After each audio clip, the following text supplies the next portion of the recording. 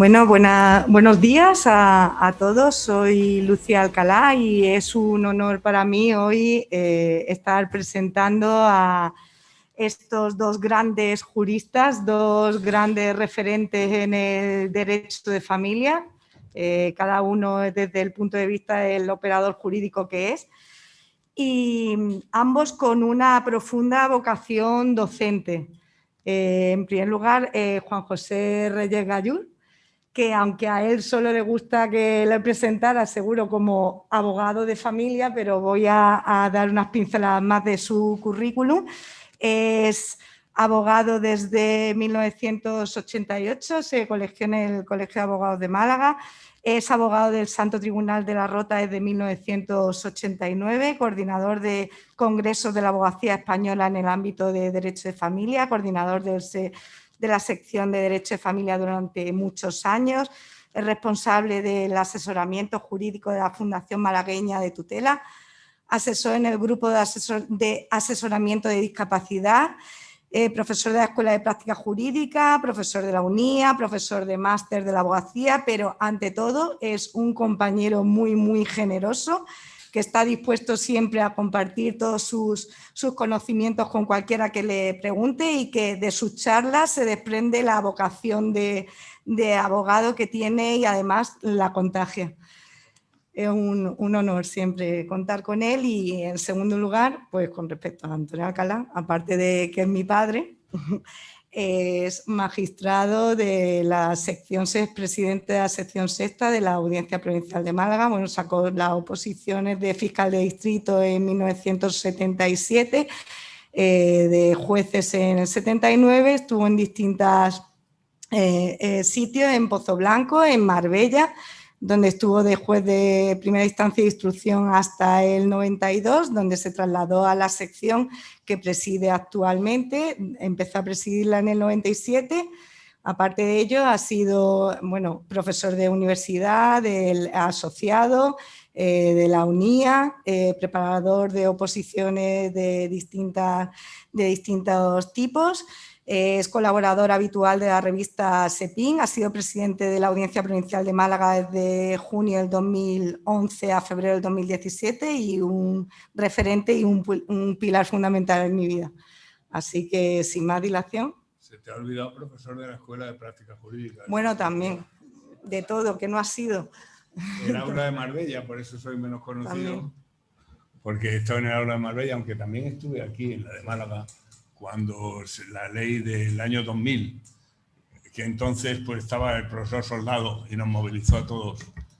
El doctor Soldado, que lo conoceréis, es uno de los referentes del Colegio de Abogados y organizaba, aparte de ser el director de la Escuela de Práctica Jurídica, tenía una que decía, yo es que algunos me preguntan que por qué tiene que haber jueces en la escuela en el profesorado de la Escuela de Práctica Jurídica, porque si son abogados, pues deben enseñarle a abogados. Entonces yo considero que es fundamental que haya jueces. ¿Y por qué? Pues porque la finalidad del escrito es convencer al juez.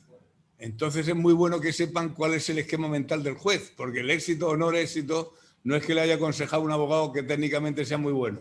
Eso también, sino que le llegue al juez y le convenza. Y entonces es bueno saber cómo piensa el juez para poder entonces conseguirlo. Eso ocurría también en la universidad. Yo me siento muy identificado con el Colegio de Abogados. Yo siempre he dicho que a mí me hubiera gustado ser abogado, siempre. Yo soy juez porque no pude ser abogado. Empecé a buscar ya en aquel tiempo en el que estaban los grandes despachos, uno iba de pasante acompañando al principal, ya se especializaban, ya eran otros tipos de despachos. Entonces dije, bueno, pues me mandaron a hacer, dice, hazte alguna cosa, hazte técnico del Ayuntamiento de Madrid, pues yo estoy en Madrid. Y entonces, pues aquí no sirve para las cosas municipales. Dije, pues para hacerme técnico del Ayuntamiento de Madrid hago otra cosa que más me guste. Y entonces hice esto. Pero yo, mi primera intención y mi vocación era la de ser abogado. Que ahora quizá cuando me jubile en el mes de enero próximo, pues a lo mejor no directamente, pero sí como ¿cómo se llama? Senior. Colaborador. No, consultor externo. O sea, ya hago la propaganda por si a partir de enero queréis una consultoría, pues la tenéis. En la universidad pasa igual, pero en la universidad yo también tengo me parece que me dieron un diploma con 15 años, hace 2 o 3, de profesor asociado. En la universidad son distintos. Aquí se integra uno mejor. En la universidad está el catedrático, donde uno tiene que estar a 3 pasos de distancia y hacerle reverencias y cosas de esas, y es más difícil integrarse. Pero le fastidia mucho porque ellos empiezan a decir las teorías, no sé qué, no sé cuántos, y los profesores alemanes, y no sé qué y tal. Un catedrático, no diremos si es catedrático o catedrática para no descubrir demasiado, dijo que tenía un compañero que decía que el Castán, porque a mí yo soy muy de Castán, le decía que Castán le encontraba una ventaja, que encontraba una cosa buena en Castán, el índice. Son así de... Entonces, a ellos les fastidia mucho decir, bueno, vosotros muchas teorías, muchas cosas, pero al final el que dice lo que es el derecho, y por esta mi sentencia lo pronuncio, mando y firmo, y eso queda como verdad material y formal, soy yo. Y entonces eso le fastidiaba mucho a Alonso. Jamás me pusieron en un curso de familia, yo creo que familia no he dado nunca. Daba teoría general, que es lo que más me gusta, porque a mí me la enseñó don Federico de Castro y Bravo en la Universidad Complutense, y entonces me gusta mucho la teoría general del derecho. Entonces, pues me ponían a eso porque a ellos les gusta menos, por lo visto. Y teniendo como yo, que soy el presidente, bueno, desde el año 81 ya estaba yo en Pozo Blanco cuando entró la ley del divorcio, que decía el secretario, estos son remedios a parches. Remedios a parches, porque lo que hay que hacer es abordar los problemas de raíz. Si el matrimonio tiene problemas y hay que divorciarlo, eso no es una solución a parches. Lo que hay que hacer de una vez es prohibir el matrimonio. Decía. Bueno, pues desde el año 81 estoy viendo estas cosas y coincidiendo con Juan José y con Roberto. Y bueno, que son 2 pesos pesados, como sabéis, en el derecho de familia. Y esto, por lo que a mí respecta, yo estoy aquí presidiendo porque ellos están con la informática y yo no tengo ni idea. Ya habéis visto la informática que yo me traigo, los códigos puros y duros. Y lo que queremos es que sea como como una cosa interactiva, que preguntéis y que no aburramos. Y seguiremos un guión que ha hecho Juan José. Pues sí, aquí está. No es eso. Este es el guión. Vamos a ver, en principio, bueno, primero agradecer al colegio que me haya invitado a esta charla o coloquio, y en segundo lugar agradecer las palabras de Lucía y bueno, respecto de Antonio lo conocí yo creo que fue en Marbella, cuando estaba después de primera instancia de instrucción, y desde ahí ya no me he ido siguiendo mucho. Bueno, yo creo que esto, si no me he equivocado, está compartido, ¿no? Ya se está viendo. Sí, sí. Vamos a ver, lo que ha comentado Antonio antes es que la idea, y es lo que nos pidió el Colegio de Abogados, es que esto fuera un coloquio y para plantearlo un poco desde un nivel muy básico y muy práctico. De hecho, la ponencia se va a dar escrita, que es la que ha realizado Antonio Alcalá, que se llama Mi primer recurso, y yo he preparado un PowerPoint que, como vimos que se conjugaba una cosa con la otra, pues yo creo que prácticamente tocamos todos los palos, tanto en el tema escrito como en el tema de PowerPoint. Pero lo ideal de esta charla es la interrelación con vosotros para intentar solucionar los problemas que nos podemos encontrar a la hora de formalizar un recurso. Antonio ha comentado que precisamente hay que conocer a los jueces, y eso es lo que siempre yo he practicado a lo largo de mi trayectoria profesional. Yo, a diferencia de Antonio y de Lucía, para mí la abogacía fue una opción que me vino dada porque no entré en medicina, es decir, que yo soy de ciencia, así que entré en esto, me gustó y bueno, aquí estamos aprendiendo un poquito todos los días, porque esto no deja uno de aprender. Pero lo que sí es importante a nivel práctico es que aprendamos qué juzgado nos va a tocar, qué juez nos va a ver el procedimiento, y si estamos hablando de un recurso de apelación, el recurso de apelación hay que prepararlo desde el minuto 1. No hay que esperarse a que ya tenga la sentencia, sino que yo ya tendré que adoptar una serie de medidas que las vamos a ver a lo largo de la exposición, si podemos, y si no, de la interrelación que tengamos, donde tendremos que tener en cuenta pues, el criterio que tiene cada sala, el criterio que tiene cada juzgado, y en materia de recursos, pues evidentemente empezar con, yo ya cuando tú presentas una demanda, sabes qué es lo que vas más o menos a obtener. Es decir, no somos tontos, sabemos que una cosa puede tener más pretensiones que otra. Y dentro de eso, las pruebas que tenemos, pues muchas veces tenemos la razón, pero no tenemos la forma de acreditarla.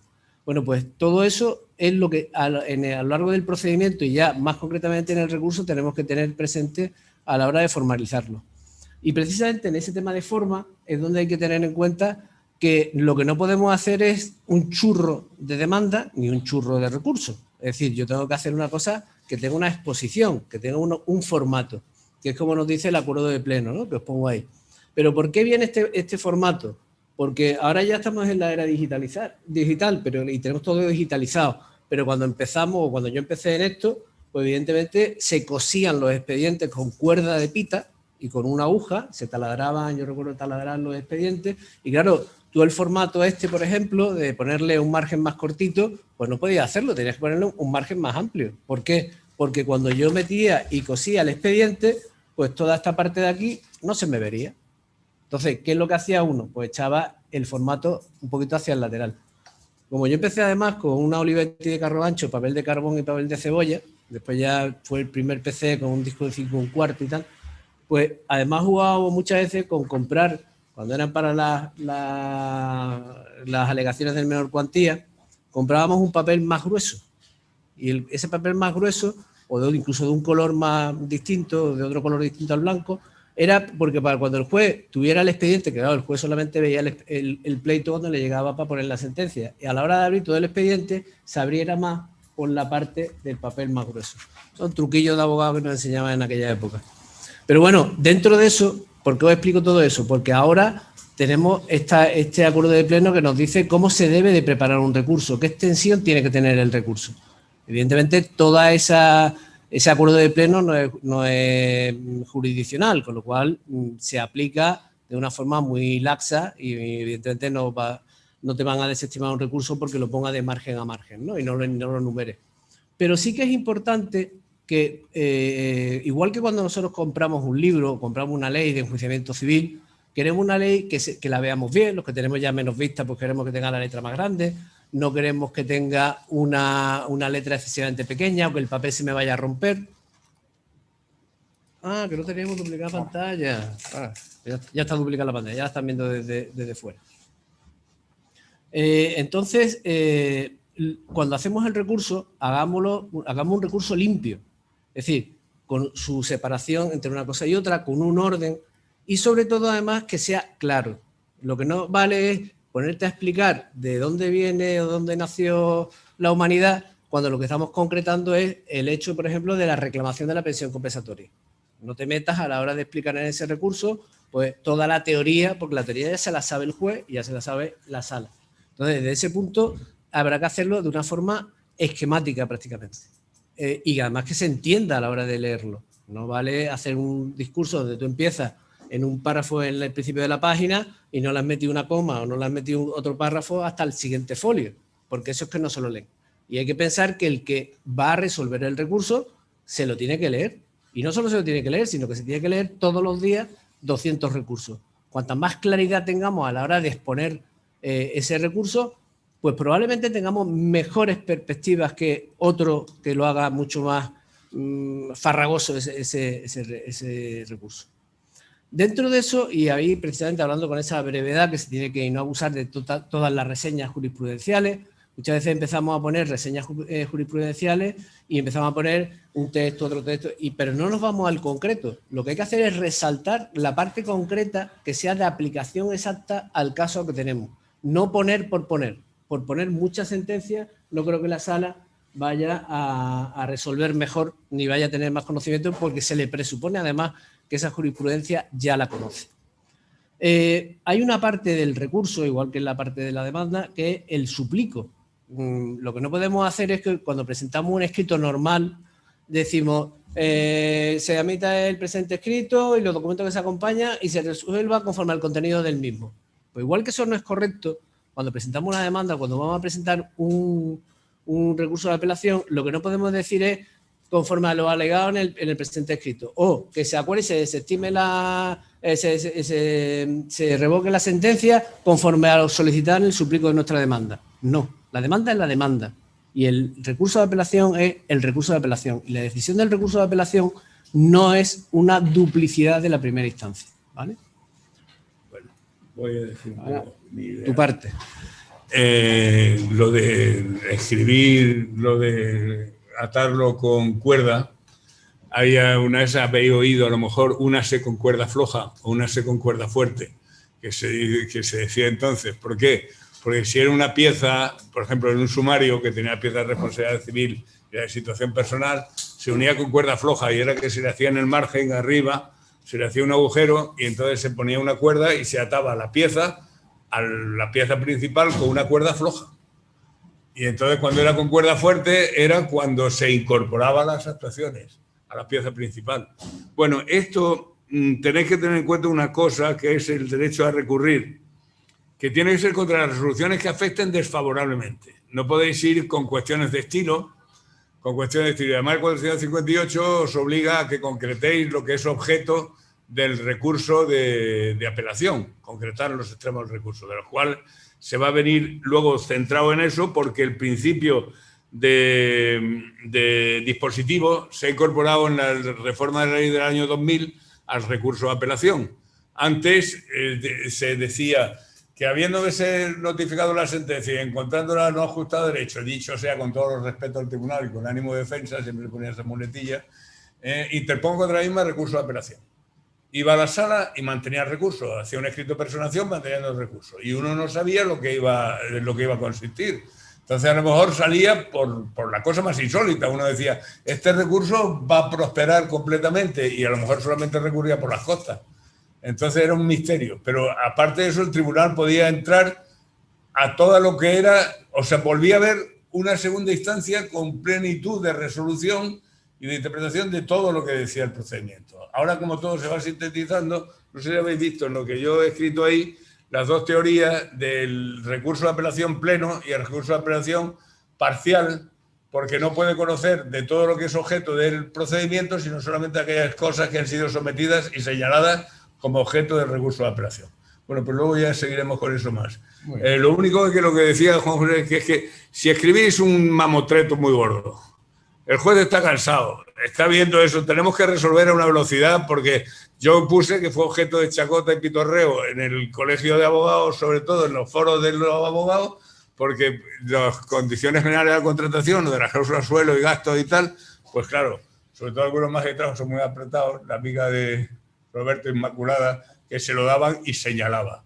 Y entonces ya ponían los funcionarios, el año pasado, en el 2020, se señala para la lista de deliberación de este recurso el próximo día tal del año 2024. Y decían, menos mal que era el próximo día, que si hubiera sido remoto. Y entonces, bueno, estamos muy agobiados. Entonces, agradecemos muchísimo. Y un recurso, yo estoy viendo y dice, voy a ver si me pongo esta tarde 2, que casi es imposible, siempre se pone uno como mucho al día un recurso. Pero si uno tiene prisa porque acaba el trimestre, ahora el semestre, que hay que dar cuenta al Consejo de la productividad, pues yo busco, y donde vea un recurso clarito y donde vea que está muy sintetizado, muy esquematizado, yendo al grano, porque si empieza a escribir literatura, yo para leer eso me compro un libro que es Rey Paz de Tolstoy, y yo lo prefiero, y a la hora de eso es largo, pero está bien escrito. Pero lo que sí es que ir al grano. Y por supuesto no citar las sentencias enteras. Yo además quedo mucho mejor cuando pongo mis sentencias, que digo, según la doctrina del Tribunal Supremo, según la sentencia expresada tal, y entonces parafraseo la sentencia del Supremo y la aplico exactamente al caso que yo tengo.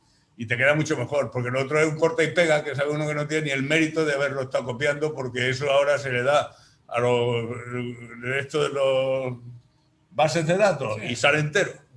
Entonces todo eso comparto absolutamente, que tenéis que llegar al ánimo del juez, que a las 8 de la tarde, ya cansado de haber puesto una sentencia, está dispuesto a poner otra, y luego sobre todo que tiene que hacer la deliberación con los otros magistrados. Los otros magistrados no van a entrar en tanta profundidad, los tienen puestos allí para verlos antes del día que es de la deliberación y fallo, y entonces pues es muy importante que esté esquematizado, incluso que parezca muy claro delante al principio, aunque luego se desarrolle y se entre uno más en profundidades. Pero también cuando se explica mucho, parece hasta ofensivo para el juez. Yo me acuerdo cuando se hacían los informes orales y el abogado te miraba a la cara y te decía, a ver, y hasta que no lo hacía así y él se quedaba convencido que lo había entendido, no paraba, y volvía a repetir, y volvía a decir, y volvía a eso, y uno estaba por decirle, pero hombre, que por lo menos sé lo mismo que tú, y cuando ya le estaba apuntando la idea ya sabía yo por dónde iba, no me lo explica otra vez que no soy tonto. Y entonces poner un poco de mala uva al juez, que te va a poner inmediatamente la sentencia, aunque tenga una capacidad de imparcialidad grande y tal, pero le hace muy penoso desarrollar esa imparcialidad.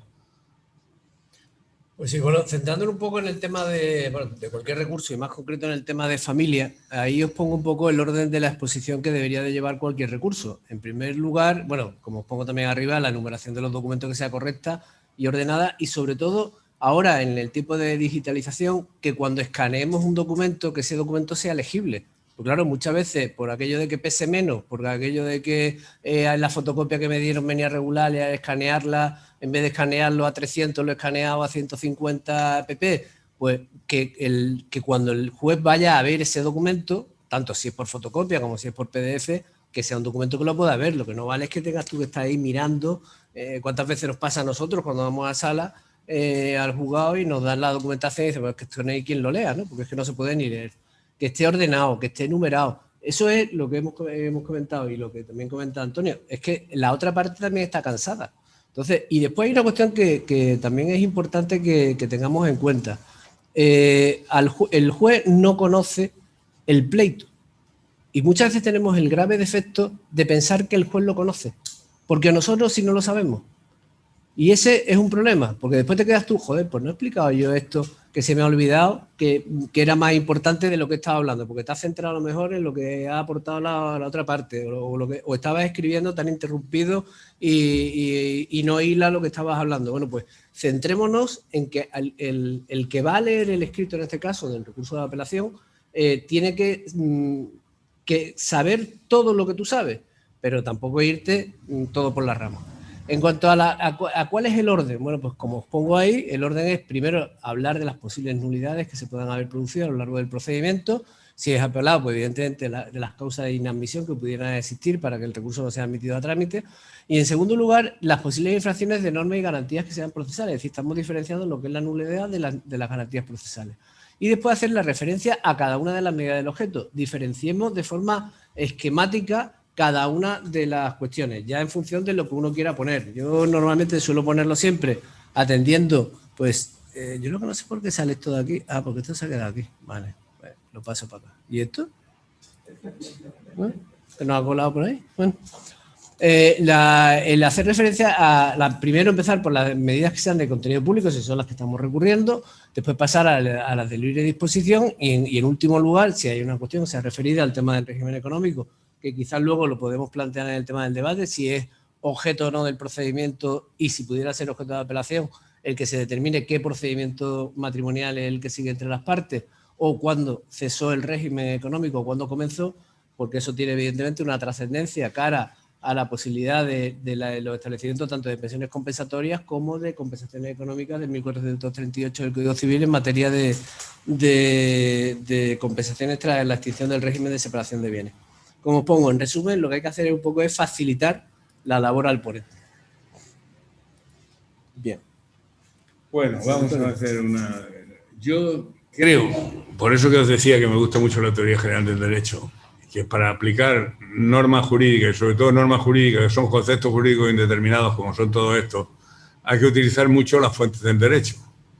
Porque aquí la ley nos dice poco. Porque dice el interés más urgentemente necesitado de protección, que se queden protegidos los menores, la protección de los menores, el equilibrio entre las prestaciones, que dice el 146, me parece que es, ¿no? Que tiene que ser acorde con la capacidad y las necesidades, son todos conceptos jurídicos indeterminados.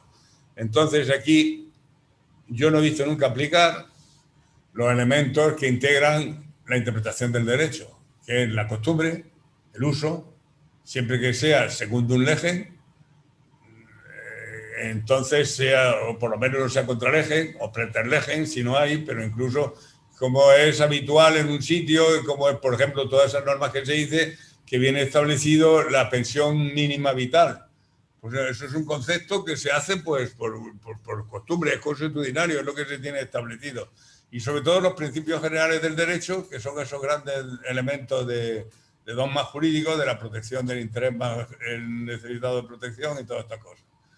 En cuanto al concepto de lo que es la segunda instancia, que antes os decía, os tengo puesto ahí en la página 3, lo de la apelación plena, que se hacía antes, o la apelación limitada al examen y crítica de la actividad ya desarrollada anteriormente, que es la que tenemos ahora.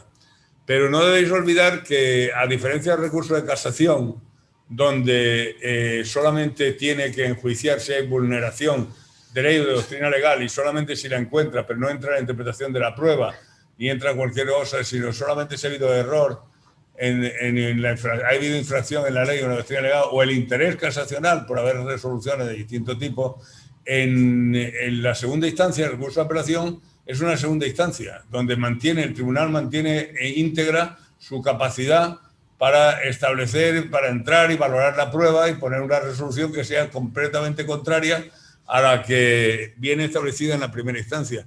Y más en casos donde se trate, como antes decía Juan José, de menores o incapacitados, donde el juez, a pesar de que lo que le digan el fiscal o lo que se estén de acuerdo las partes, puede fijar si considera que es más acorde con las necesidades de esos menores incapacitados, dictar una resolución completamente distinta, aunque no sea habitual. Y puede practicar la prueba, que eso es algo insólito, parece como una instrucción penal, porque puede practicar la prueba y acordar. Y sobre todo, que luego podríamos volver a hablar, o si no otro día, porque estamos sacando tantos temas tan interesantes que nos llevarían una tertulia de estas, podría incluso el gabinete de que hay adscrito a los juzgados de familia, pero que eso no es una prueba pericial.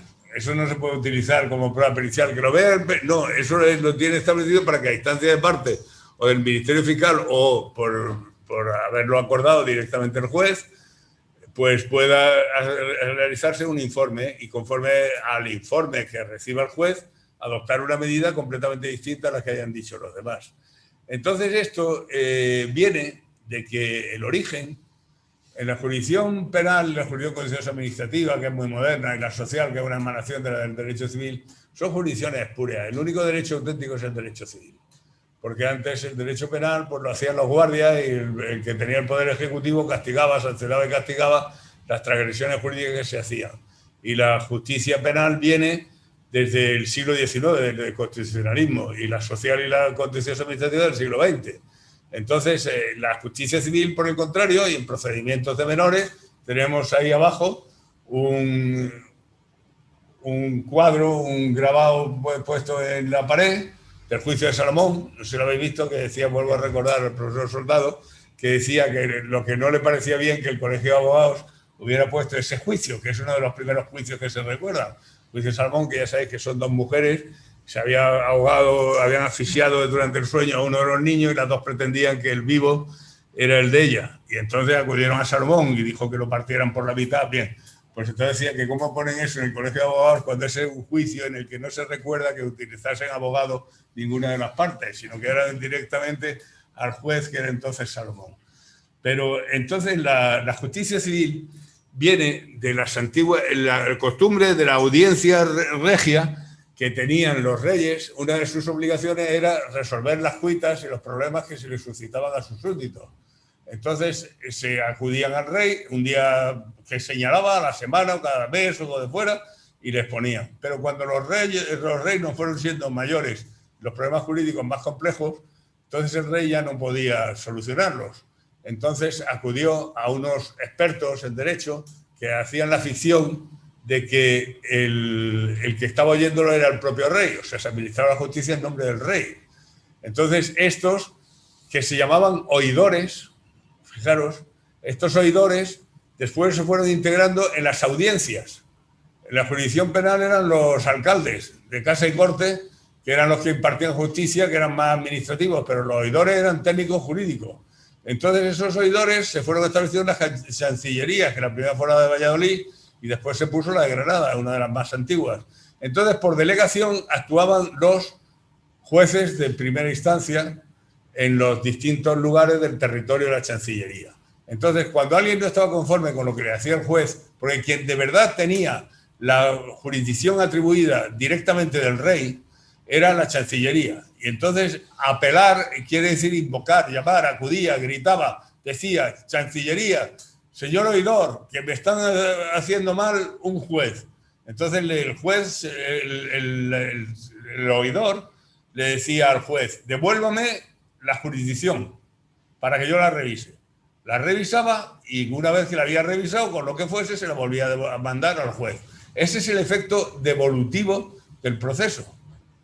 Y el efecto suspensivo es que esa resolución del juez no se llevaba a cabo hasta que no resolvía el recurso de apelación, resolvía la apelación, la invocación que le había hecho la parte. Eso, como veremos, si tenemos ocasión también, pero ya son muchas cosas, también se encuentra aquí afectado en los procedimientos de familia, porque sabéis que entran en vigor las medidas, aunque haya sido apelada la sentencia, entran en vigor las medidas definitivas que sustituyen a las provisionales si había las provisionales. Entonces, bueno, eso es un apunte para que tengáis un poco la idea. Entonces, la audiencia no solamente tiene la misma capacidad que el juez de primera instancia, sino que tiene una capacidad superior. Entonces, ¿por qué la audiencia tiene esa capacidad superior hoy en día cuando los jueces son todos técnicos? Pues, claro, pues porque somos 3 formando cada tribunal. Bueno, en mi sala somos ya 8. Es como si fuera una sala del Supremo, con los que tengo en comisión de servicio, con las condiciones generales de contratación. Pero vamos, siempre para juzgar hacemos 3, y alguna vez cuando hay una cuestión que es novedosa, para vincular a todas las salas, no sé si habéis visto que nos ponemos 5 o 7 o los que sean necesarios para vincular a todas las salas. Entonces somos más. Entonces al ser más, lógicamente, pues resolveremos mejor que el juez que está aislado en Ronda o en Archidona, resolviéndose su papeleta, y aquí pues somos un montón y además más experimentados y con especialistas y cosas de esas. Bien, pues siguiendo con lo que tú has hilado precisamente, como os pongo ahí, precisamente el 774.5 de la Ley de Enjuiciamiento Civil determina que no se suspenderá la eficacia de las medidas que se hubieran acordado por el juzgado en la sentencia y que la impugnación solamente afectará únicamente a los procedimientos sobre medidas, y se declarará por el letrado de la Administración de Justicia la firmeza del procedimiento sobre la nulidad, separación o divorcio. Esto nos va a crear problemas que ahora voy a pasar a exponer también. Y aquí es lo que os comentaba un poco al principio, es decir, se prepara todo desde el minuto 1. Si vosotros en materia de prueba no recurrís en el verbal la denegación de la prueba o la admisión que se le haya hecho a la otra parte del documento, y además no hacéis la protesta en el caso de desestimación del recurso, cuando pidáis esa prueba en sala, os la van a denegar, ¿no? Entonces hay que tener siempre mucho cuidado en ese tema.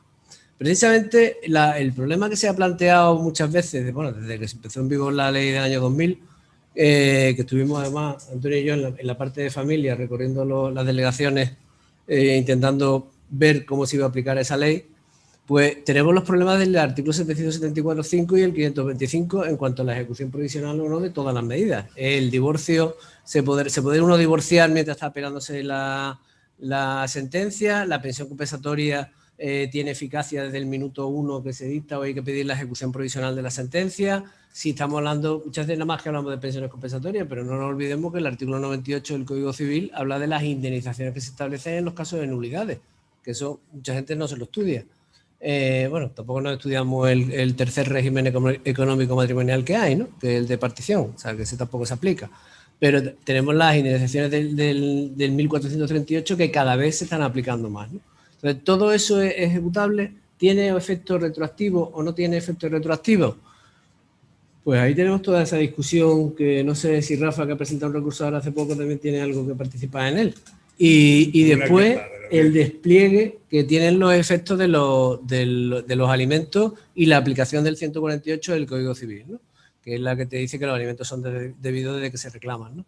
En este punto, ya el Tribunal Supremo, gracias a Dios, en el año 2018 empezó a sentar doctrina diciendo que, como regla general, todas las sentencias no tienen, o sea, la fijación de los alimentos solamente tiene efecto retroactivo hasta la interposición de la demanda, la primera resolución que dicta y establece esos alimentos. Por tanto, esa sentencia sí tendrá efecto retroactivo, pero las demás irán desplegando su efecto a medida que se vayan produciendo. Es decir, si yo dicto una sentencia en primera instancia que me fija 500 euros de alimentos, pues podré reclamar los alimentos desde la interposición de la demanda. Si ha habido un auto de medidas provisionales, el primero que fijó los alimentos fue el auto de medidas provisionales. Por tanto, sería el auto el que se retrotrae a las medidas, y la sentencia se retrotraería hasta el auto, es decir, supone más cantidad. Pero si la audiencia rebaja esa cantidad, no puedo reclamar esos alimentos que me han pagado. Primero, porque los alimentos es una deuda consumible, con lo cual no se puede reclamar. Y si estamos hablando de pensiones compensatorias, pues evidentemente el problema ya es mayor, porque si la pensión compensatoria no se consume, sino que hay que se podría reclamar, si se pide la ejecución provisional de la sentencia, pues habrá que pedir las garantías suficientes. Yo no sé, Antonio, el criterio, si tenéis habéis tenido muchos problemas. Ya estamos empezando a entrar en harina. Ahí va, que es lo que queremos todos. Pero no preguntan nada. Porque se lo saben todo. Bueno, ¿sabéis por qué se llama rollo de apelación? ¿No habéis preguntado nunca por qué es el rollo? No es el rollo de la apelación, sino el rollo de apelación. Pues porque antiguamente, y si no tú me corriges, se cogía el pleito de primera instancia, lo que se empezaba a formar en segunda instancia, se metía dentro y había unos casilleritos que se doblaban así y se metían en el casillero. Por eso era el rollo de apelación número tal, el rollo de apelación número tal. Que ahí está todo explicado, igual que lo de cuerda floja. Ahora se pone con una goma, se forma el rollo y el procedimiento inicial se deja intacto. Bueno, y ahora ya hay 3 formas. Una que viene así, otra viene digitalizado, que viene con un disquete. Y otro viene ya con el archivo compartido, que el otro día ya aprendí yo a meterme como en la firma digital con un sistema de la Junta de Andalucía y entrarme en el archivo. Entonces entro al archivo del juzgado. Entonces lo miro todo. Porque claro, el juez, cuando se le interpone el recurso de apelación, volviendo a lo que antes he dicho, pierde la jurisdicción. O sea, el juez ya no es juez de ese asunto y no puede tocar nada. Cuando se interpone el recurso de apelación, recupera la jurisdicción, la audiencia provincial. Entonces el juez no puede adoptar ningún tipo de resolución. Entonces el 523 yo creo que no es de aplicación aquí porque el 774 lo dice claramente. Sí, dice, los recursos conforme a la ley se interpongan contra la sentencia no suspenderán la eficacia de las medidas que se hubieran acordado en esta. No hace diferenciación entre medidas de tipo pecuniario, disponibles, no disponibles, si son de menores, si es presión compensatoria.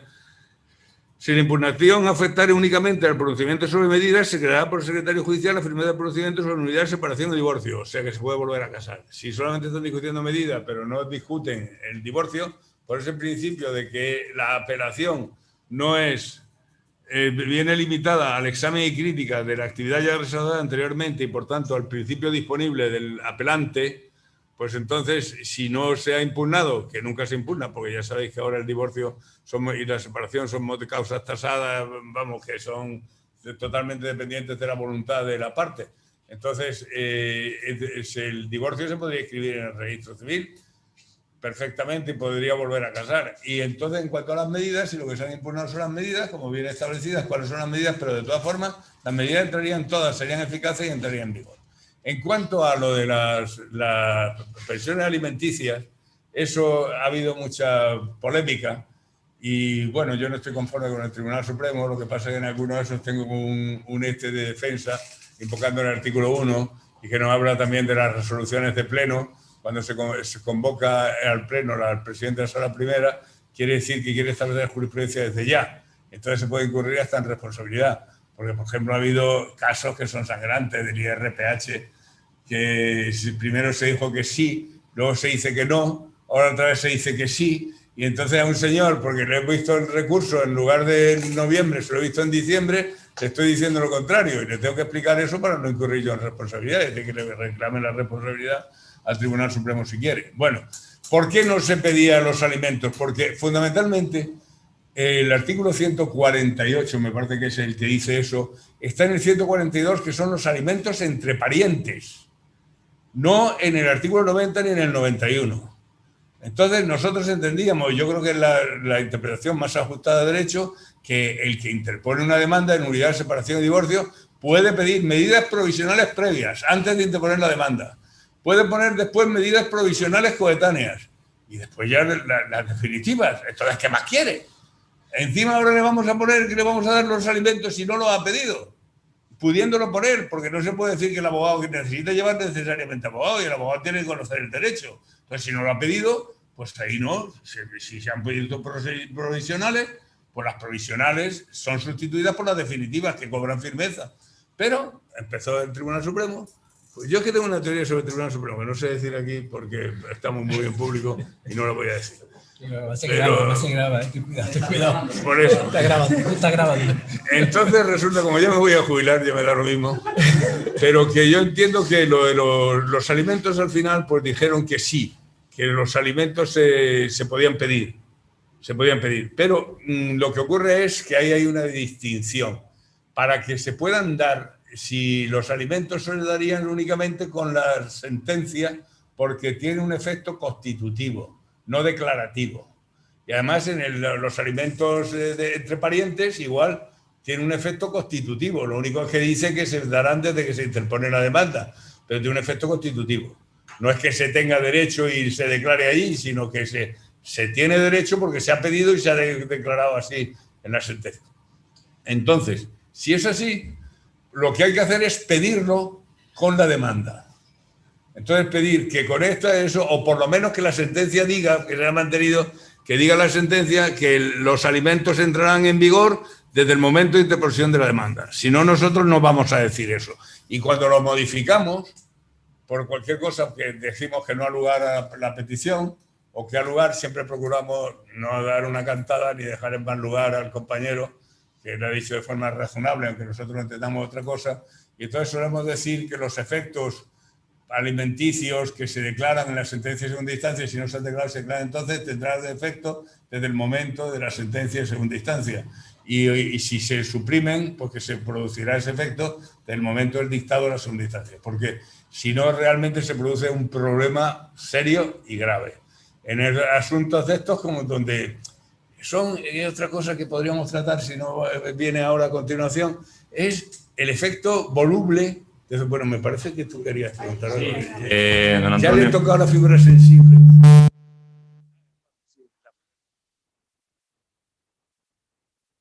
Bueno, hay alguna pregunta ya que están haciéndonos aquí desde el chat.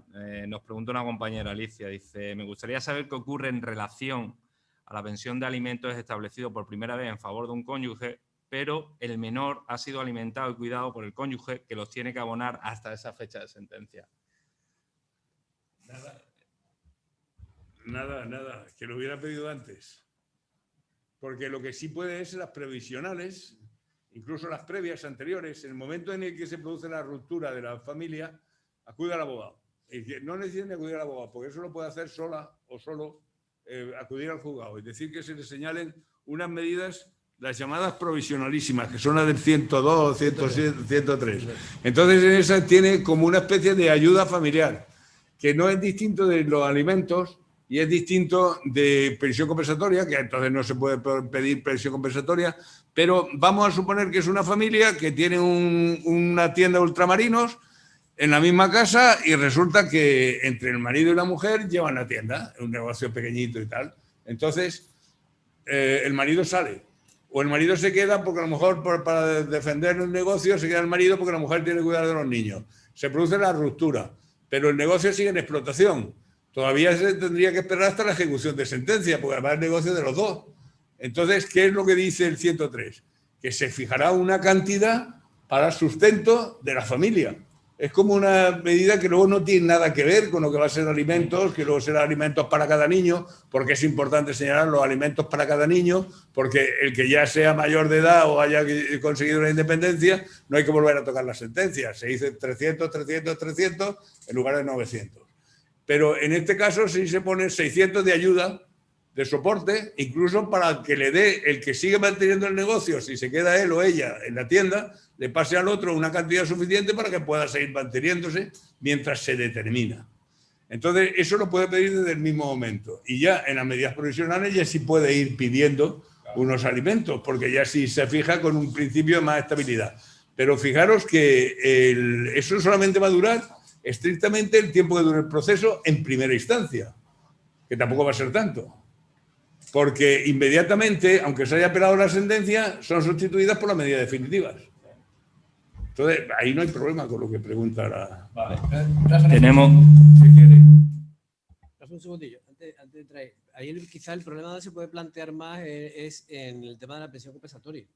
Porque claro, la pensión compensatoria no está recogida como tal en las medidas provisionales. Es decir, cuando tú tienes las medidas provisionales, te recogen los alimentos, el uso del domicilio, contribución a las cargas, pero no te recogen ni pensión para el cónyuge ni la posibilidad de pensión compensatoria, porque la pensión compensatoria además es un pronunciamiento de sentencia, nunca es un pronunciamiento de sede de medida.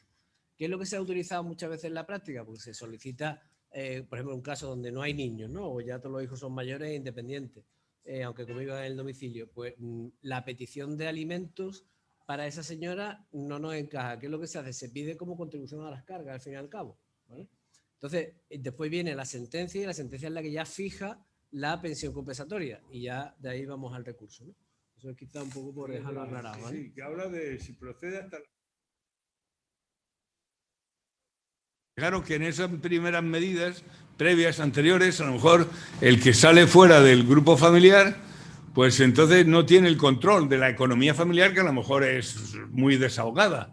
Entonces puede pedir la litis expensas, es que le dé una cantidad, que le facilite una cantidad que fija el tribunal para que pueda buscar un abogado y empiece a poner los gastos. Pero eso no son las costas que se tasan y se hace la valoración exacta por el secretario, sino en litis expensas es una valoración global que se hace para que tenga ya dinero para poder contratar un abogado y para ir preparando ya su demanda de divorcio.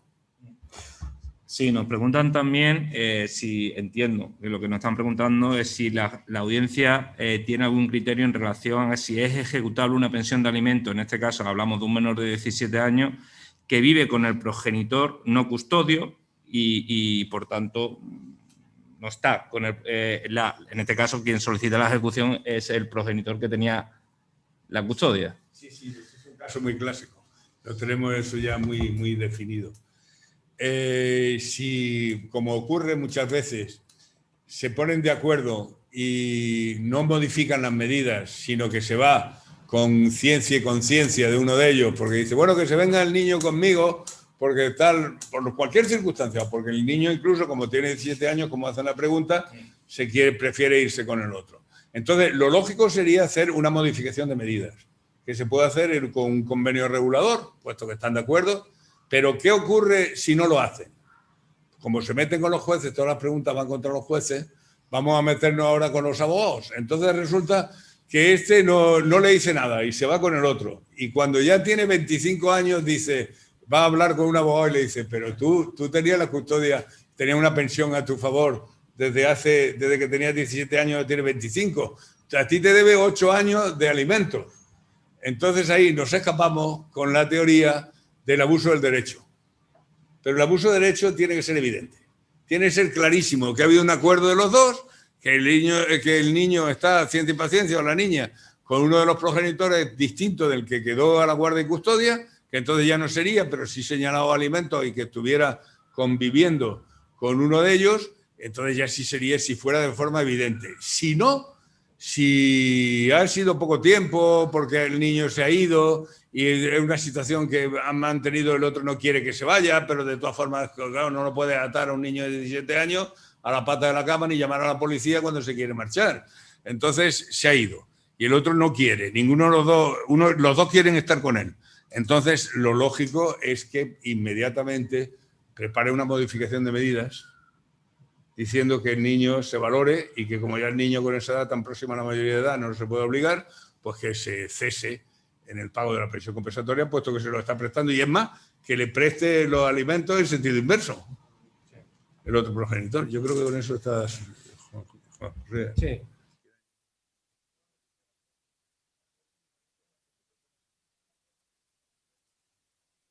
Desde el punto de vista del abogado, más problemas, porque claro, te encuentras con situaciones donde hay una, por ejemplo, a lo mejor puede haber una reducción de los alimentos en sala o una extinción de los alimentos porque se establece un cambio de custodia o porque se establece una custodia compartida y no se fijan alimentos. Y el problema es que muchas veces se paga de más o se siguen haciendo ejecuciones que bueno, que muchos jugadores de instancia no entienden la aplicación precisamente del 148, te embargan, se lo llevan el dinero y después no hay forma de recuperarlo. Y yo, un juez de tu localidad allí en Marbella, me dijo, hombre, pues lo que tiene que hacer es compensarlo con los alimentos futuros. Y digo, vaya, estupendo. Y el Código Civil no lo hemos pasado por el Arco del Triunfo, que dice que no se pueden compensar, ¿no? Pero en fin, esos son problemas de ejecución. Yo creo que vamos a centrar un poquillo. Sí. Creo que está muy bien el debate en ese aspecto, pero vamos a continuar un poco con lo que es el tema del recurso, ¿no? Vamos a ver, ahora en principio hablaríamos de las resoluciones apelables. Bueno, en este punto yo creo que tampoco habría que centrarnos mucho más que nada por tema de tiempo, que no sé qué tiempo tenemos, ¿vale? Pero Entonces, como de todas maneras, os repito, tanto el texto escrito de don Antonio como el PowerPoint mío lo vais a tener a disposición en el minuto 1 que acabemos esto y José lo pase a todos los asistentes. ¿Vale? Pues lo que hacemos es que paramos a comer y luego seguimos hasta las 10 de la noche. También, es una opción, una opción. Lo que sí es importante también un poco a nivel práctico es atender al tema del plazo del recurso. Parece una tontería, pero también genera algunas dudas y la posibilidad de perder el recurso de apelación porque te lo inhabilita sala. Como sabemos, el plazo para interponer el recurso es de 20 días. ¿Vale? Pero claro, aquí podemos o pedir la aclaración de la sentencia, podemos pedir el complemento de la sentencia o la corrección de los errores, ¿no? Lo que no se debe de hacer como norma general es el pedir la aclaración y complemento de la sentencia, porque una cuestión es aclarar y otra cosa es complementar la sentencia. Cuando hablamos de aclaración tenemos un plazo de 2 días para que el juez resuelva esa aclaración, bueno, previo traslado a las demás partes, y la aclaración es cuando estamos hablando de puntos oscuros o cuando a nosotros nos interesa tener claro ese minuto 1 del recurso de apelación, es decir, la sentencia dice que se establece el régimen de visita de tal manera, pero bueno, no quedó muy claro, hubo un preacuerdo en sala, pero después no se llegó a formalizar del todo. Problema que tenemos que tener, cuando lleguemos a acuerdos en sala que se queden grabados, tomemos nota de lo que estamos acordando y revisemos que quede claro qué es lo que se ha acordado, porque después el juez o no se acuerda o en la grabación, que ya lo veremos también luego, puede estar defectuosa o cada uno interpretado de una manera en cómo se iba a establecer. Pero es importante, ¿por qué? Porque si yo no pido esa aclaración de la sentencia, mi recurso ya va a ir flojo a sala. Por lo tanto, tengo que pedir esa aclaración. Cuando pido el complemento es cuando me falta algo que he pedido o que el juez no me ha resuelto de lo que se estuvo discutiendo en el objeto del procedimiento. Y eso sí nos van a suspender los plazos de los 20 días. Aun cuando, que ha habido distinta discusión doctrinal, si el plazo tenía que seguir, o sea, si habían pasado esos 2 días, pues que esos 2 días se descontaban. No, los plazos empiezan 20 días desde que me dictan el auto de aclaración y en su caso de complemento de la sentencia. Lo que no me va a suspender el plazo de los 20 días, y eso hay que tenerlo muy clarito, es cuando yo pido una corrección de un error gramatical, de un error numérico, de un error aritmético de la sentencia. Porque eso no me interrumpe el plazo, porque los errores, la corrección de errores, se puede rectificar de oficio en cualquier momento, como dice la ley. Con lo cual, si queremos... pues como ha habido un error, porque aquí en vez de llamarle Antonio Alcalá, la ha llamado Antoñita Pepa, pues voy a pedir una corrección de errores y ya tengo 20 días más desde que me diste el auto. No, se te van a pasar el plazo de los 20 días. También, yo creo que la sala no lo aplica mucho, porque tampoco el abuso de derecho, evidentemente, hay que acreditarlo, como ha dicho Antonio, perfectamente. Pero sí es verdad que hay muchas veces que se pide una aclaración de la sentencia de un término que realmente no estaba ni oscuro. Entonces, podríamos incurrir en una posibilidad de abuso de derecho y alegarlo ya como parte apelada, poder alegar, usted, pues ahí ha habido un abuso de derecho porque lo que pidió una aclaración, cuando decía Antonio Alcalá, y lo que le había puesto era Antonio Alcalá, porque se había confundido, es decir, que no era ni siquiera una aclaración necesaria. Eso yo creo que es importante que lo tengáis en cuenta y no sé si vosotros en sala habéis encontrado alguna cuestión en cuanto a ese tema. Y después, cuando estamos hablando de que la sentencia puede venir al hilo de las aclaraciones y complementos, podemos hablar de lo que es la incongruencia omisiva y la incongruencia extrapetita, ¿no? Evidentemente, hablamos de incongruencia omisiva cuando, y además esto nos obliga a tener que denunciar esta omisión cuando nosotros estamos haciendo el recurso para que el juez, la sala lo pueda tener en cuenta. Y hay que diferenciar de lo que son las medidas de acto oficio a las medidas de libre disposición, ¿no? Un poco por ir acelerando. ¿Hay alguna puntilla por ahí o trato la cosa tranquilita? Sí, vale. Y cuando hablamos de incongruencia extrapetita, evidentemente para este tipo de situaciones realmente no haría falta... ¿Esta incongruencia habría que pedirlo en el recurso o tendría que ser previa al recurso? Yo la incongruencia omisiva la pediría en el recurso de aclaración. Bueno, siempre cuando se pide una aclaración uno es consciente de que tenía poco tiempo El abogado siempre, muchas veces, no sé por qué pasa, a lo mejor uno, aunque no tenga todos los pleitos del mundo, pero se le coinciden en el mismo día. Y entonces dice, vamos a pedir una aclaración de sentencia y mientras pasa el tiempo. A mí lo que se me ocurre en eso sería pues deducir un testimonio de juzgado de guardia por si fuera constitutivo de desacato, porque yo escribo muy clarito. Y entonces decirme que le aclare una sentencia, pues es broma, claro. Pero que se producen algunas veces, y sobre todo la incongruencia omisiva. Muchas veces, y más ahí vuelvo otra vez, porque en mi sección lo que llevamos es lo de familia y las condiciones generales de contratación. Cuando está, a lo mejor uno impugna la sentencia también por las costas, el paro de apelada y con tantas cosas, que el vencimiento anticipado, la cláusula de gasto, la notaría, tal, se olvida una cosa. Pues entonces, pues se dice que se ha olvidado, entonces se pone un auto complementando la sentencia y completándola. Pero tiene que ser cuando sea una de las peticiones. Aquí yo le veo que tiene una... Cuando se trata de menores y con la intervención del Ministerio Fiscal, en cualquier momento se le puede ir todo al traste. Hay que tener mucho cuidado con lo que se pide, porque se vuelve a abrir totalmente, quitando lo que es la pensión compensatoria o los alimentos cuando ya los niños han alcanzado la mayoría de edad. Pues por lo demás, si como haya menores incapacitados, se abre todo. Casi se vuelve al sistema de apelación plena, porque se vuelve a dar la jurisdicción otra vez al Tribunal de Alzada. Lo único es que, eso no sé si vendrá después, lo de la prueba, que no se puede constituir una apelación permanente, porque en estas cosas van cambiando las cosas. O sea, un momento cuando se presenta la demanda y después van evolucionando. Y entonces ya las circunstancias no están igual. Ha habido una bronca, se ha llevado violencia de género, el niño ahora está de una manera y luego está de otra, y ahora el niño saca malas notas, y ahora el niño... Entonces hay que determinar un momento en cuando se va a fijar en la foto para deliberar sobre ello y para resolver sobre ello, y no ser un juicio permanente, porque entonces tenemos un perjuicio grande para los justiciables, que es que si nosotros vamos a fallar en la audiencia, la situación que ocurría no en 2019, cuando se puso la sentencia, sino en el 2021, cuando estamos viendo el recurso, lo que nosotros fallemos, que es sobre un supuesto de hecho totalmente diferente que se ha producido con posterioridad, ¿quién ve el recurso de apelación? Entonces hay que poner la foto finis. Y ahí la foto finis es la proposición del escrito de recurso de apelación. Y después los hechos nuevos de nueva noticia tienen que referirse a lo que se debatió anteriormente.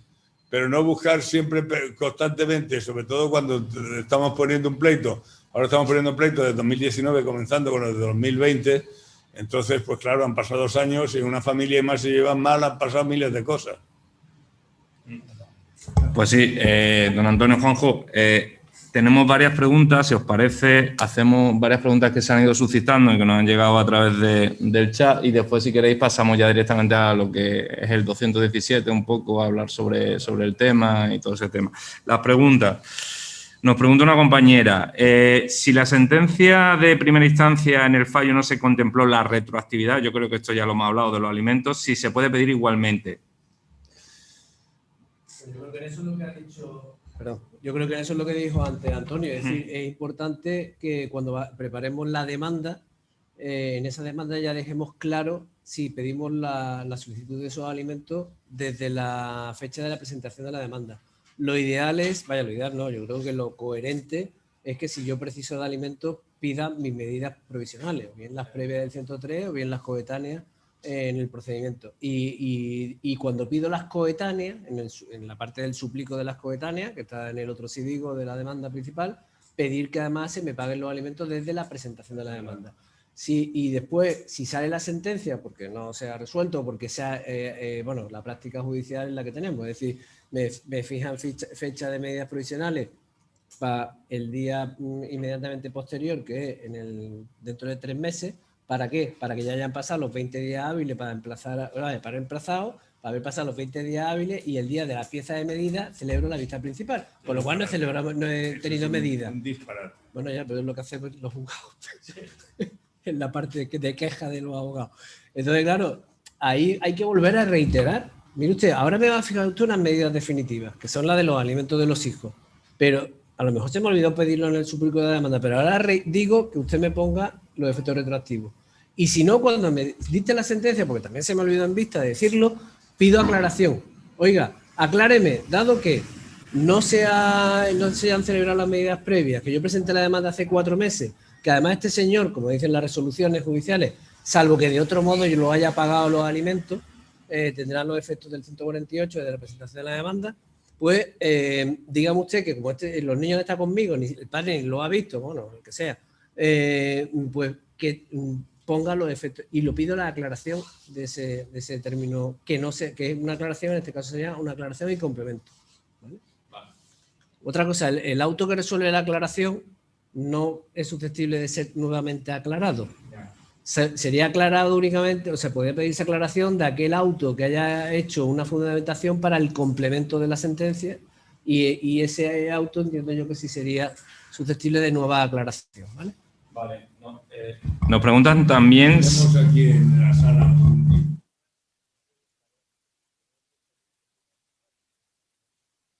No quería preguntar, solamente hacer una pequeña aportación respecto de la cuestión que se está debatiendo, que estoy completamente de acuerdo con Juanjo, por el problema que dije, que es el tema de si se pide expresamente, si no se pide expresamente la retroactividad del 148, párrafo primero, infine, como dice el clásico, si se puede reclamar luego o no.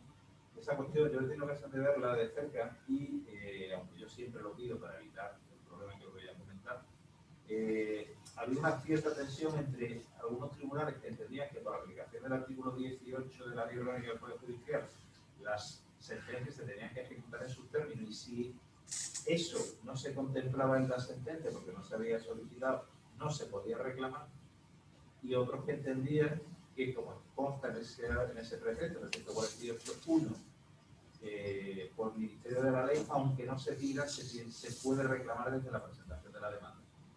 Y hay jurisprudencia del Tribunal Supremo que efectivamente está diciendo, está acogiendo esta segunda postura. En cuanto a que si no se pide expresamente, no quiere decir que no se pueda solicitar desde la presentación de la demanda. Es muy confusa.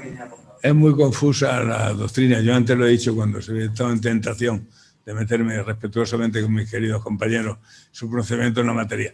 Es que si son del 148 solamente sería en todo caso si los hijos son ya mayores de edad, porque entonces cuando nos dice el artículo 93, ¿no? Que dice que entonces se aplicarán, si hubiera hijos mayores de edad que convivieren, se aplicarán los alimentos del 142.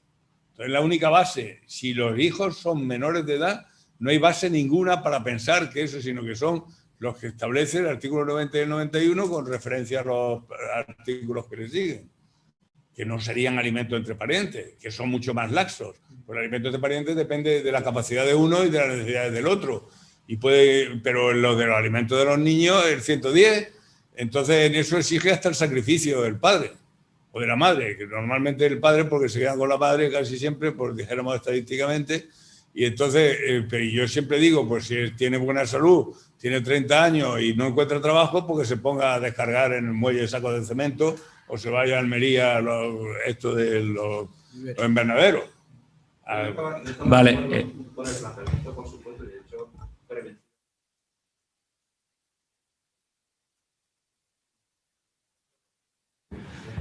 Vale, si os parece, vamos a hacer 2 preguntas más y seguimos y entramos en el 217.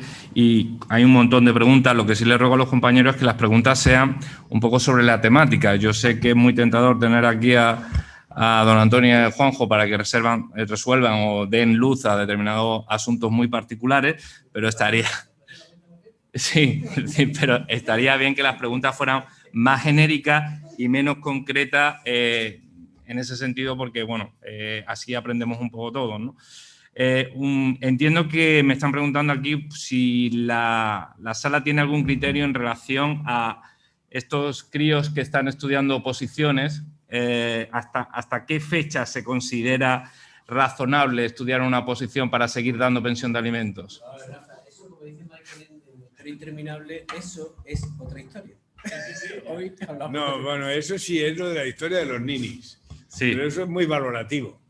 Eso es muy valorativo. Hay algunas veces que se ve que el niño o la niña ya es mayor de edad y entonces es un poco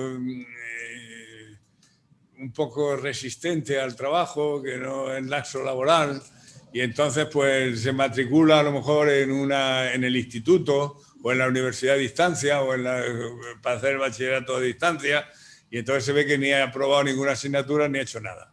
Hay que ver que esa es la evolución normal. Entonces, si el niño ha estudiado la carrera de Derecho, se ha terminado la carrera con 22 años y lleva 3 o 4 opositando a notarías, pues me parece que es una cosa normal.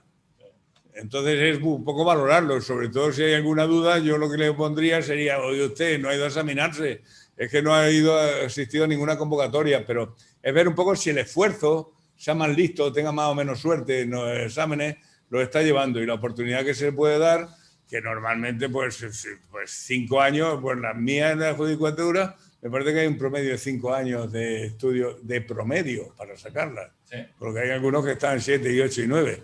Entonces, es que ahí sería en cada caso concreto. Y una más concreta, que es si en una modificación de medidas en que la apelación se aumenten los alimentos que han sido rebajados en primera instancia, ¿qué pasa con la retroactividad? Al parecer es un supuesto que el Tribunal Supremo no termina de concretar bien, comenta la compañera. Vamos a ver, yo creo que el Supremo lo tiene bastante claro en ese aspecto, lo que dice que cada resolución despliega los efectos desde que se dicta. Es decir, si la primera instancia me fijó 500 y la segunda me ha fijado 250, ¿no? El caso que está diciendo. Sí, pero ¿qué pasa con la retroactividad en ese caso? Que no hay retroactividad. No existe. No, es que vaya, eso es, en principio es por la remisión que se hace al artículo 96, es decir, que las medidas se fijan, se despliegan todos sus efectos desde el momento del 96, no, perdona. Roberto, tú tienes más cabeza. El artículo que dice que las medidas despliegan los efectos desde el momento que se dicta. Bueno, hay un artículo. Yo para los números tengo dislexia de chico y los números los bailo. No, esa es la ley de procedimiento civil, es la del Código Civil. El 96 es... Bueno, igual. 106, acaba de 6. Ahí va. Lo que yo decía antes es que, sin perjuicio que sea así, en la audiencia lo que solemos hacer cuando lo modificamos es decir, en la parte dispositiva, que las medidas, la reducción de la ESA empezará en vigor en el momento del dictado de esta sentencia, para así evitar cualquier problema. Vale, pues seguimos si queréis ya poner los 127 o... Bueno, por ir... Vamos a ver, una cuestión también que es importante que he enlazado, que nos pasa hoy tanto para el tema de pruebas, es el tema de la preclusión y el tema de hechos nuevos. Es decir, la sala, como ha dicho antes Antonio, tiene que fijarse una foto fija en algún momento determinado. No puede ser la sala una reproducción de la primera instancia ni una continuación de la primera instancia. Con lo cual, los hechos que no hayan sido alegados en primera instancia no pueden ser objeto del recurso de apelación, y los hechos nuevos que se vayan a producir tienen que tener una serie de requisitos, que son que sean realmente importantes, que tengan relación con el objeto del procedimiento del recurso de apelación, porque el niño puede haber acabado la carrera, pero no ser objeto del recurso de apelación el tema de los alimentos, y que tengan trascendencia respecto de esas medidas que se van a adoptar, ¿no? Vamos a ir dándole un poquito rápido, ¿vale?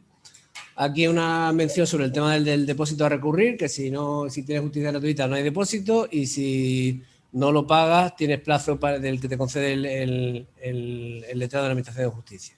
Las causas de inadmisión, bueno, que son evidentemente la de extemporaneidad, la de efectos formales, que ya tienen que ser unos efectos formales contundentes, de no ser susceptible de recurso de apelación, y en todo caso que haber la posibilidad del recurso de queja. Hay en el recurso de queja uno que se está produciendo de forma recurrente, que es el aplicar el 777 cuando es el 770.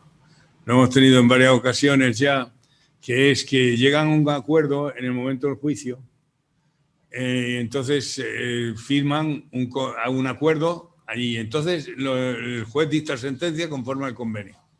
Entonces, si hay algún error o no están conformes con lo que ellos dijeron allí, pues entonces apela. Entonces le dice que no lugar a la apelación porque el 677 dice que solamente puede ser interpuesto por el fiscal y tal.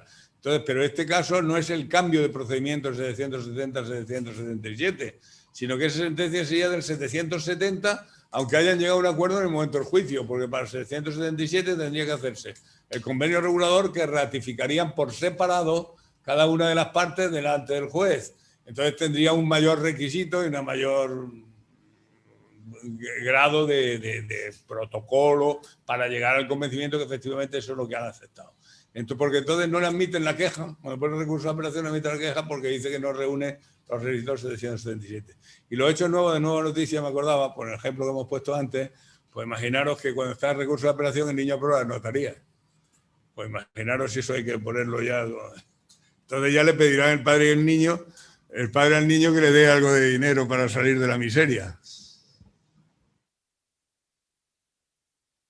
Bueno, si queréis, es importante que hablemos en el micrófono porque al parecer algunos compañeros no están terminando de escuchar bien el tema. Es verdad que cuando han hecho preguntas presenciales no se escucha, nos falta alguien que nos ayude con el tema del micro. Pedimos disculpas a los compañeros que estén escuchándonos online, intentaremos hacerlo mejor la próxima vez.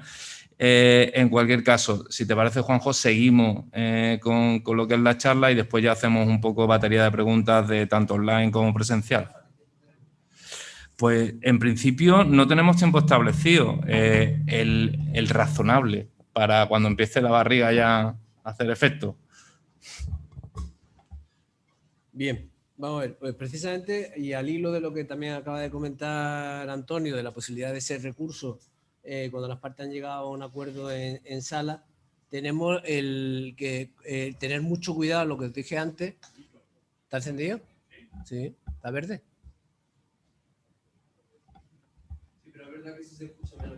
¿Este sí se escucha menos? Vale, vale. Entonces lo ponemos más para acá. Así intencionado para que no haga mucho rollo, ¿no? Bueno, me lo pego un poquito más para que me lo como, pero bueno. ¿Se oye mejor o no? Vale, pues lo he movido entonces. Bueno, pues lo que estaba comentando, lo que decía Antonio de esos acuerdos en sala donde permite la posibilidad de ese recurso porque no es el trámite del procedimiento de mutuo acuerdo. Pues precisamente hilando con eso, hay que tener presente cuáles son los límites del recurso de apelación, es decir, el tantum devolutum quantum appellatum y el formato imperio. Entonces, desde ese punto de vista, tenemos que tener claro esos límites que van a tener en el recurso de apelación. Voy un poquito rápido porque si no, bueno, como en el tema de familia que estamos comentando, siempre el Ministerio Fiscal va a intervenir tanto como apelante, impugnante o simplemente pues, para formular la oposición al recurso, ¿no? La oposición al recurso, ¿lo salto un poquito, Rafa, por el tema de tiempo? ¿O por al fin y al cabo? Yo creo que sí. ¿Vale? Quizás centrarnos más en los motivos de Vale. la apelación. Bueno, tema de prueba, ¿no? Sí. La prueba que yo creo que es más importante, ¿no? En cuanto al tema de la prueba, pues precisamente la prueba en segunda instancia no podemos volver a intentar reproducir toda la prueba de la primera. ¿Se oye o no? Sí, pero hablando al micrófono. Me pongo más para acá. Es que es más difícil por intentar hablar por allí o mirar aquí. Me muevo para acá. Respecto de la prueba en la segunda instancia, bueno, pues tenemos todos los requisitos que nos establece los artículos 270, 271 y el 460 de la Ley de Enjuiciamiento Civil, y precisamente cuando, en cuanto a la prueba documental, pues toda la prueba documental será posible reproducirla en segunda instancia siempre que se reúnan todos los requisitos establecidos en la ley. Como peculiaridades en materia de la prueba, yo creo que lo importante es que muchas veces cuando recurrimos la sentencia, en cuanto a la motivación que hace la propia sentencia, no estamos conformes con ella, pero el no estar conforme con la motivación de la sentencia no significa que la sentencia esté bien motivada o que haya valorado mal la prueba. Y cuando hacemos el recurso, se insiste normalmente mucho en que el juez no ha valorado adecuadamente la prueba, empezamos a decir lo que dijimos o lo que se dijo en la demanda o en las conclusiones de la vista del juicio verbal. Y en eso yo creo que la sala tiene un modelo ya de despacho diciendo que la valoración de la prueba es de primera instancia y que hay que razonar debidamente qué parte de la prueba es la que no se ha valorado con una sana crítica y dónde están los defectos precisamente de esa no valoración de la prueba, porque si no la sala no puede entrar a valorar, ¿no? Eso es muy delicado. Ahí va, que es muy delicado. Pero eso es muy delicado. Yo primero quiero hacer un matiz sobre que cuando se admite la prueba se tiene que volver a celebrar vista. O sea que no es la valoración de la prueba, sino la aportación de una nueva prueba. Porque la valoración de la prueba está ahí. Entonces, ahí hay dos formas, que es una aportación de otra prueba que no se ha podido practicar en la primera instancia. Entonces, los documentos, hay una remisión al 270 Y entonces nos dice ahí que solo podrá acompañarse al escrito de interposición los documentos que se encuentren en algunos de los casos previstos en el artículo 12 y que no hayan podido aportarse en la primera instancia. Y entonces luego dice en el número 2, en el escrito de interposición se podrá pedir además la práctica en segunda instancia de las pruebas siguientes. O sea, que la aportación de prueba de documentos nuevos que no se han podido con los requisitos 270 no obliga a la sala a señalar vista para el recurso de apelación. Pero, por ejemplo, si se ha admitido una prueba documental y no se ha podido practicar porque se han librado oficios a cualquier organismo, o al colegio de los niños, o cualquier cosa y no se ha recibido, pues entonces se vuelve a practicar y entonces sí tendría que practicar, celebrarse vista. Y luego los casos estos, que ya os lo explicará más detenidamente Juan Antonio, que son los de los 3 supuestos.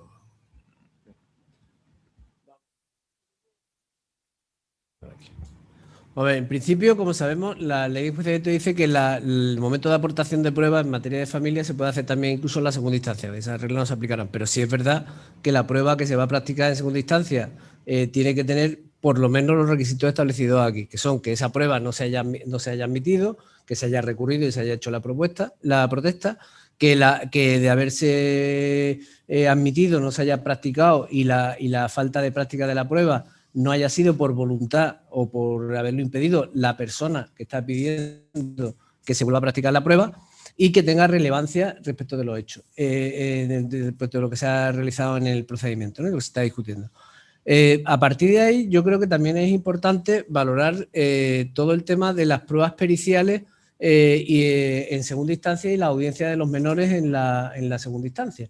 Evidentemente la ley nos dice que el menor tiene que ser escuchado y si hay un hecho nuevo que tenga trascendencia notoria en el procedimiento, tanto la prueba pericial como el tema de los menores debe ser valorado por la audiencia y realmente se practica, en alguna ocasión se ha practicado la prueba en la segunda instancia, pues absolutamente similar o igual que lo que se practica en la primera instancia. Respecto de los problemas que nos encontramos con algunas pruebas, pues tenemos la situación de la aportación de grabaciones y de documentos electrónicos. En este aspecto es importante destacar que si la otra parte discute la autenticidad de la prueba, se ha de abrir un incidente que no solo puede conllevar unas costas, sino que además puede llevar la imposición de una multa por parte del juzgado o de la sala porque entienda que esa impugnación ha sido temeraria, ¿no? Y en cualquier caso, si se ha producido una de estas pruebas, pues tiene que acreditarse con todos los medios técnicos necesarios. Es decir, si he acreditado un WhatsApp que se ha mandado o una grabación de un audio, pues tengo que acreditarlo, que el audio es completo, para eso tengo que pedirme a un perito que me vaya a certificar que esa grabación no ha sido manipulada, que se ha recibido el texto completo, no puedo hacer una limitación o un corte de esa grabación o de ese mensaje, o no mandar los mensajes anteriores ni posteriores y solo mandar ese. En fin, esas cuestiones hay que tenerlas presentes. Y después el tema de las grabaciones de la sala, cuando también son defectuosas, lo que es la grabación de la vista, que también es un tema porque fallan mucho los ordenadores, o no se oye, o se ha grabado mal y no se ha recogido todo.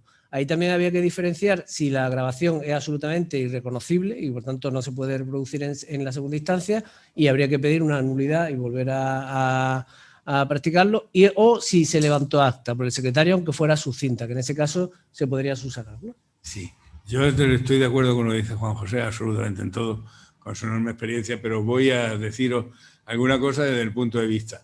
Lo de estropearse el aparato de grabación constituye un verdadero problema, porque lo que nosotros hacíamos era siempre devolverlo para que se vuelva a celebrar la vista, para que se grabara debidamente, porque claro, imaginaros que es un juicio verbal. Entonces, no solamente ahora, sino antes no teníamos ninguna soporte escrito, ni siquiera de contestación a la demanda, que ahora se hace, pero antes solamente estaba la demanda, la contestación había sido verbal en el momento del juicio y la prueba íntegra realizada ahí. Entonces, el problema está en que ya están todos los testigos y todo el mundo picardeados. Entonces, como ya saben las sentencias, dicen esto es lo que me ha fallado y ya el abogado le está diciendo que no seas tonto, que no vuelvas a decir eso, que ya ves lo que te pasó. Entonces hubo un juez, bueno, por qué no decirlo, José Luis Utrera, el del 5, que lo que hacía era que trataba de reproducir lo que había ocurrido en el juicio. Lo grababa y decía, a ver, ¿qué fue lo que contestó? Y entonces él también se acordaba un poco, no, eso no fue así. Y entonces se reconstruía. Me parece más razonable lo de la reconstrucción. Y entonces, en cuanto a la valoración, siempre aquí rige, como en todos sitios, el interés más urgente necesitado de protección de los niños. Entonces, la sala va a admitir si ve que la cosa no está clara. Pero si está clara, aunque no se haya utilizado, por ejemplo, cuando se le deniega la prueba, que dice, cuando haya sido denegada en la primera instancia, dice, indebidamente. Es que si quiere llevar a su prima, a la nueva compañera o al nuevo compañero, al vecino del quinto, al no sé qué, y dice, pero si no hace falta, si yo con lo que dice el chico y unos 2 o 3 testigos de 3 cosas ya es suficiente. Entonces ha sido indebidamente negada. Y sobre todo luego tener en cuenta que cuando no se ha podido practicar, se tiene que haber intentado que se acuerde como diligencia final. Entonces, tener en cuenta eso, porque muchas veces dice, bueno, ahora vamos a ir, y se escapa uno siempre por ahí. La diligencia final es que no solamente hacer constar la protesta, sino que al acabar el juicio, como no se ha podido practicar, se le dice que a su señoría que lo acuerde como diligencia final. Que ya sabéis que eso es, después de terminar el juicio, se practica la diligencia final y después se ha trasladado por escrito a las partes para que hagan alegaciones. Ojo con eso, la diligencia final. Y luego han puesto una cosa que está muy bien, porque antes era el rebelde, el carota, que no quería ir porque no le daba la gana y luego podía proponer toda la prueba. El que no haya podido comparecer por causa totalmente ajena a su voluntad, porque no estaba allí, había cambiado de domicilio. Yo tuve un caso, además, el caso era un abogado, además, el marido. Entonces le hacían todas las notificaciones en la casa donde estaba la mujer que se había puesto la demanda de divorcio. Y entonces, claro, se iban a notificárselo y la otra, cuando daba la idea, se quedaba con la notificación. Y entonces lo pusieron, tuvo una cosa, un accidente de tráfico, lo pusieron en busca y captura. Y también se lo notificaron allí porque le notificaron para ir a declarar. Una cosa, una tontería. Y cuando se casó con la segunda y se fue a Barcelona, viaje de novios, lo detuvieron en el hotel y se pasó el día en la luna de miel, se lo pasó en el calabozo. Pero tened cuidado con eso. Tiene que ser que se vea dónde ha ido la comunicación, la citación. A un domicilio que sabe que allí evidentemente no vivía o era el antiguo domicilio, porque como la demanda es el demandante quien da el domicilio, pues entonces si no ha podido saber ahora si está notificado personalmente o de una forma razonable, pues entonces no puede proponer, porque es que en ese caso sería practicar totalmente la prueba. Creo que ha llegado una pregunta ahora. Sí. A ver, hay varias preguntas. Una de ellas es, lo que pasa es que todo esto ya lo hemos hablado, reducción de alimentos y demás. Yo creo que más o menos eso ha sido contestado.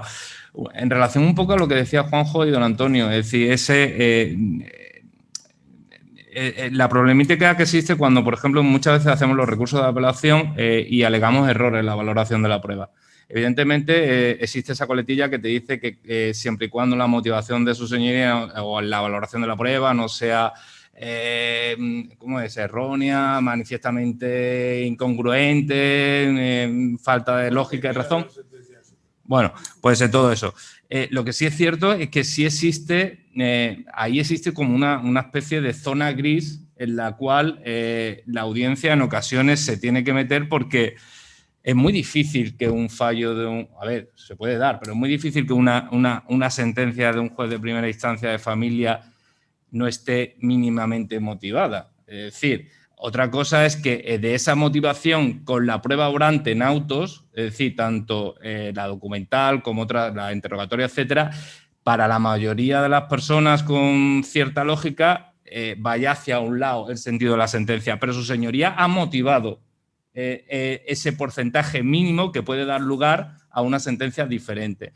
En ese tipo de situaciones, un poco para ir al caso, un caso más concreto, imaginarnos que a lo mejor existe, pues no sé, en una modificación de medida, en una reducción de pensión de alimentos, todos los datos o todas las características o todos los documentos para fijar, porque ha habido una reducción de ingresos, por decir, etcétera, se dan todos, pero su señoría dice que en un determinado momento él considera que hubo una circunstancia que hizo que pueda deducir que hubo una voluntariedad en una de las circunstancias que motiva la modificación de medida. Y agarrándose a eso, realiza su resolución. Entonces, mi pregunta es, en esa zona gris en la que no podemos decir que la motivación realizada en primera instancia ha sido absolutamente ilógica, pero sí contraria a un razonamiento ciertamente lógico, ¿qué hace o qué criterio sigue la audiencia? Hay un criterio que partimos de que el principio de conocimiento, quitando ya la prohibición de la reformatio in peius, y que solamente puede entrar lo que ha sido objeto de materia del recurso que se tiene que indicar al comienzo de la interpretación del escrito, todo lo demás tiene la libre resolución en la sala sin ningún tipo de cortapisas, entrando al fondo y valorando cada una de las pruebas. No es como el Supremo que hemos dicho antes, que solamente error en la ley, en la doctrina legal. Aquí entra a todo. Lo que pasa es que no se puede uno pensar que el juez, aunque no sería excluible, en algún caso pueda ocurrir, que se haya hecho una sentencia carente absolutamente de motivación. Lo ha hecho de motivación, con su motivación. Lo que pasa es que la motivación, el asunto, se mueve con unas lindes que son difusas en un término en el que puede ser llevar razón la persona del apelante o la resolución del juez. Entonces, en ese terreno limítrofe es por donde salimos por la tangente, de decir, aunque podíamos entrar nosotros y valorar, independientemente de lo que haya valorado uno u otro, entonces decimos que está bien valorada y que se prefiere en esa zona limítrofe la valoración que hace el juez por considerarla como más independiente, más objetiva, que lógicamente la del abogado que va buscando el interés de su cliente. Entonces, es una forma como de decir que me convence más lo que ha resuelto la sentencia, que no hay motivo suficiente con el razonamiento del recurso de apelación para cambiarla. Pero si hubiera motivo suficiente, claro que se puede cambiar y la ley perfectamente lo atribuye. Si no es cuando uno dice, bueno, ¿y qué voy a decir yo? Si puede ser una cosa o la otra, pero entiendo que lo que dice el juez pues, está fundado, o sea, tiene razón. Es una forma, en una zona, digamos, un límite muy difuso. Bueno, precisamente dentro de ese límite difuso hay una cuestión que a mí siempre me ha llamado mucho la atención a lo largo de tantos años de ejercicio en familia, que es la inspección de Hacienda que te hace el juez y la presunción de que tú ganas muchísimo más de lo que estás declarando cuando no tienes más documentación que en las declaraciones de IRPF, y la otra parte no se ha dignado ni a aportar un signo externo como hacía antiguamente la inspección de Hacienda, ¿no? Y el juez valora la prueba, dice que esa declaración de renta no se la cree y que, por tanto, tú no ganas 500 euros al mes, sino 3.000. Y en base a eso te pongo los 3.000 euros. Y probablemente la sala los confirma por ese criterio que tú acabas de decir. Lo cual me ayuda a decir, bueno, pues, ¿qué es lo que tenemos? Pero la verdad que analizando fríamente esos datos, lo que tendría que hacer el juez, jamás la ley lo establece, es darle parte a Hacienda.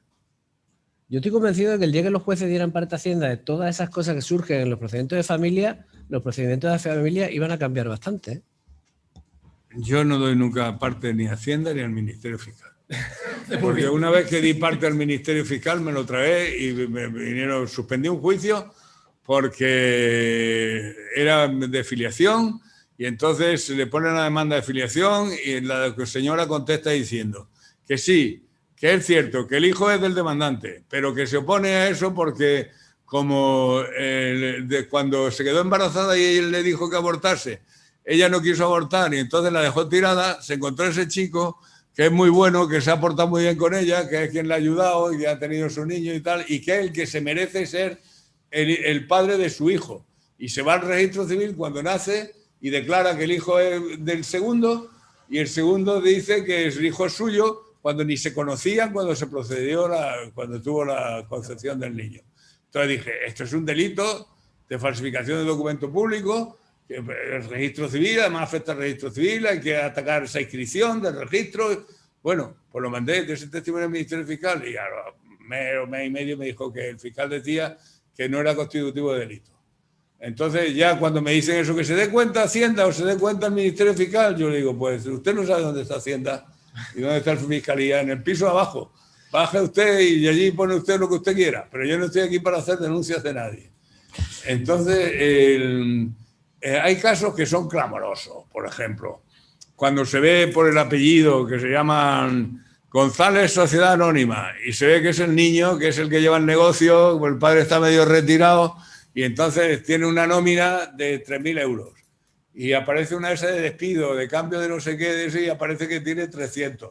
Que se lo ha hecho él mismo y le ha puesto la cantidad que le ha dado la gana. O sea, hay casos que son de una caradura impresionante. O que uno que en la grabación y decía, bueno, ¿y usted no tiene ningún dinero? No, yo no tengo ningún dinero. Entonces el BMW en el que usted ha venido y ese tal dice, esos son de mi compañera. Y uno dice, el cretino este ahora ya no le va a estar escatimando a la segunda, que ya es más lista y le ha puesto las cosas a su nombre y cuando se pelee con ella se los va a quedar directamente. Pero se ve evidentemente que si lo está usando y tiene un nivel de vida y tiene una S y lo está diciendo en eso, tampoco hay que pedir los signos externos. Es que los signos externos son evidentes. Además, es que hay veces que dice uno, dice que no trabaja, que está en el paro y que cobra una subvención de 300 eso y que tiene con eso para una vivienda de alquiler donde se ha tenido que ir y vive y es imposible. Es imposible. Sí, pero don Antonio, y ahí entro un poco a lo que decía Juan José, la valoración de los signos externos es una problemática que nos encontramos muchos abogados de familia en el día a día, porque claro, es una valoración absolutamente libre y muchas veces en base al criterio que tenga su señoría, que muchas veces ya lo tiene fijado.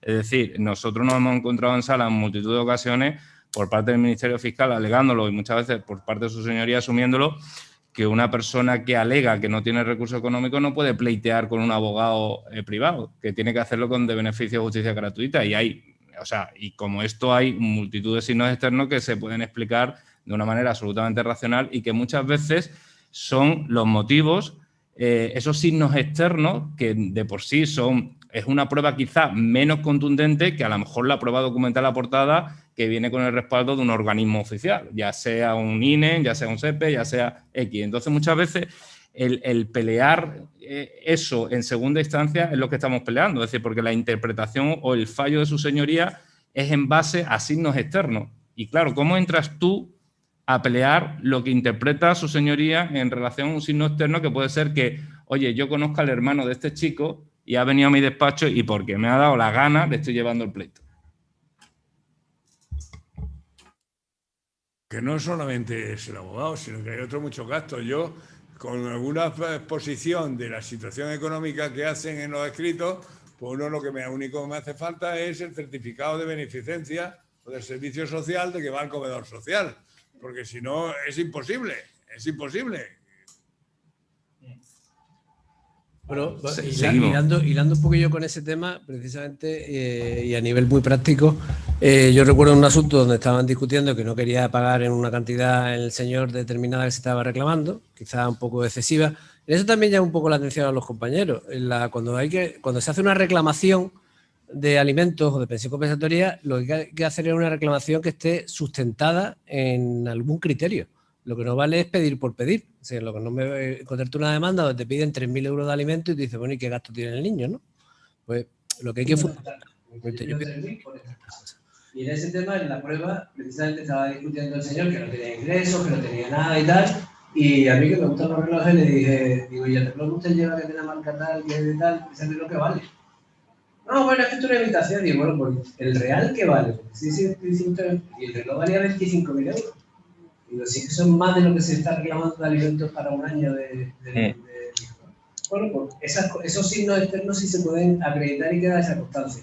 El problema que nos encontramos muchas veces es el tema de la teoría del levantamiento del velo y cómo acreditar todo eso. Porque claro, cuando estamos, por ejemplo, con el tema de sociedades mercantiles, donde a lo mejor él es un partícipe de una sociedad mercantil o de una sociedad civil, y le pedimos al juez que nos aporte los balances o que nos aporte la cuenta corriente en un tema de sociedad civil, nos dice que no porque es un tercero.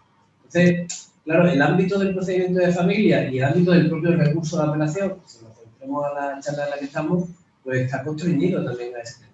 Entonces, quizás habrá que acreditarle a la sala, en este caso, o al juez, algún elemento más que vincule precisamente que se debe de aplicar esa teoría del levantamiento del velo y reclamarlo. También es cierto que muchas veces abusamos los letrados de decirle, usted requiere a la sociedad mercantil para que aporte las cuentas anuales. Y lo que hay que hacer es llevarse al registro y pedir las cuentas anuales uno y llevarlas uno al juzgado, porque para eso están publicadas. Lo que no pueden tener es acceso a la cuenta contable o a la cuenta corriente, pero la cuenta anual y la memoria explicativa que le Ahí está donde quiero la cuestión. Vamos a ver. Es la inversión de la verga de los 117. O sea, ahí ya sería, porque esa es la súbita indigencia, o sea, de repente se separa y en ese momento queda en el paro. Pues tendrás que demostrar que te han despedido, que causa de despido, que has recurrido al jugador social, que has peleado, que ahora no encuentras trabajo, cuáles son tus demandas y todas estas cosas y tal, y ver que no, que bueno, que ha ocurrido de verdad, porque luego otras cosas puede ser, y sobre todo en mucha economía sumergida hay mucha posibilidad de economía sumergida. Bueno, además también, en cuanto a ese tema, si hablamos, por ejemplo, de modificaciones de medidas, porque la persona haya entrado en paro, porque sean otras circunstancias distintas, lo que no podemos convertir el recurso de apelación en una primera instancia, porque nos estamos perdiendo la segunda instancia. Es decir, si yo en la segunda instancia cargo la mano en la prueba para acreditar que me he quedado, porque el juez a lo mejor no haya calculado el despido, ¿no? Y haya dicho, usted no está despedido porque no reclamó al tema laboral, ¿no? Y ahora insisto mucho en sala y al final me deniegan eso, me estoy forzando que yo ya no puedo irme a una modificación de medida, porque he convertido en primera instancia la sala y ya no tengo una segunda instancia, porque ya no puedo recurrir más. No sé si... Es que puede existir una modificación de medidas con un procedimiento todavía inicial en trámite, dados los plazos que utilizan nuestros tribunales para dictar sus resoluciones. Entonces, si le pasa 2 o 3 años, pues pueden haber cambiado esencialmente. Pero yo estoy de acuerdo con Juan José con lo que dice. O sea, tenemos que hacer una foto de cuando se ha puesto la demanda de divorcio y se han pedido esas medidas. En ese momento era cuando tienes que editar los hechos. Lo que ha ocurrido después puede haber ocurrido cualquier cosa, hasta que se haya muerto. Pero que eso lo tendrás que demostrar pues, en una modificación de medidas, en medidas que quedan sin efecto por el fallecimiento del obligado. Pues yo creo que ya eso me ha quedado muy bonito. Ya es la forma de la decisión del tema del recurso, que evidentemente será la mejor actuación. Digo, ya nos queda poquito, ya realmente ya la decisión del recurso lo podrá tener en forma de auto o forma de sentencia, dependiendo del tipo de resolución que se está recurriendo, y lo que es la revocación de la sentencia, que es lo que tendrá que hacer la audiencia, o si se ha denunciado alguna infracción procesal, la posibilidad de la nulidad. Y ya el tema de costas, que evidentemente se suelen imponer a la parte que ha visto perdidas sus pretensiones, salvo que se estimara que la materia era discutible o bueno, porque no ha habido debería. Y ya cabrían, en todo caso, los recursos pertinentes contra la sentencia de la segunda instancia. Yo me gustaría, José, hablar un poco de lo de la audiencia menor. Porque la audiencia menor es algo a lo que yo se me resisto siempre. No hay unos requisitos para regular la audiencia menor, porque eso se le presiona. Y de cierto modo el niño es su padre y su madre, sean buenos o malos o como sean. Y entonces se tiende mucho a, oiga, que diga, y es como la cosa esta siempre enojosa del que le pregunta al niño pequeño, ¿a quién quieres más, a tu padre o a tu madre? Pues esto sería un poco igual, es que se posicione. Entonces, yo, la audiencia menor, yo prefiero cuando se hace eso, que lo hacen muy bien, ¿no? El gabinete de psicología y estas cosas que hemos jugado, donde hacen un enfoque y ya hablan de eso. Y si hago una audiencia menor, lo hago en mi despacho solo, sin intervención, no que la secretaria esté presente, pero no recoja lo que dices, y entonces pues se sienta uno allí. Bueno, ¿qué tal? ¿Tú sabes quién soy yo, el que has venido aquí? Bueno, ¿y tú cómo vives? ¿Con quién vives ahora? ¿Y tú cómo prefieres estar? Ya tu padre lo ves mucho y es una cosa un poco, dijéramos que así coloquial, porque eso es terrible para hacerlo de una forma así, que sea un interrogatorio donde le pregunten ¿con quién estás mejor? ¿Tú te quieres ir con tu padre? A él lo que le gustaría que su padre y su madre seguramente vivieran juntos y ir con los dos. Y había otra cosa, no sé de lo que has dicho, Juan José.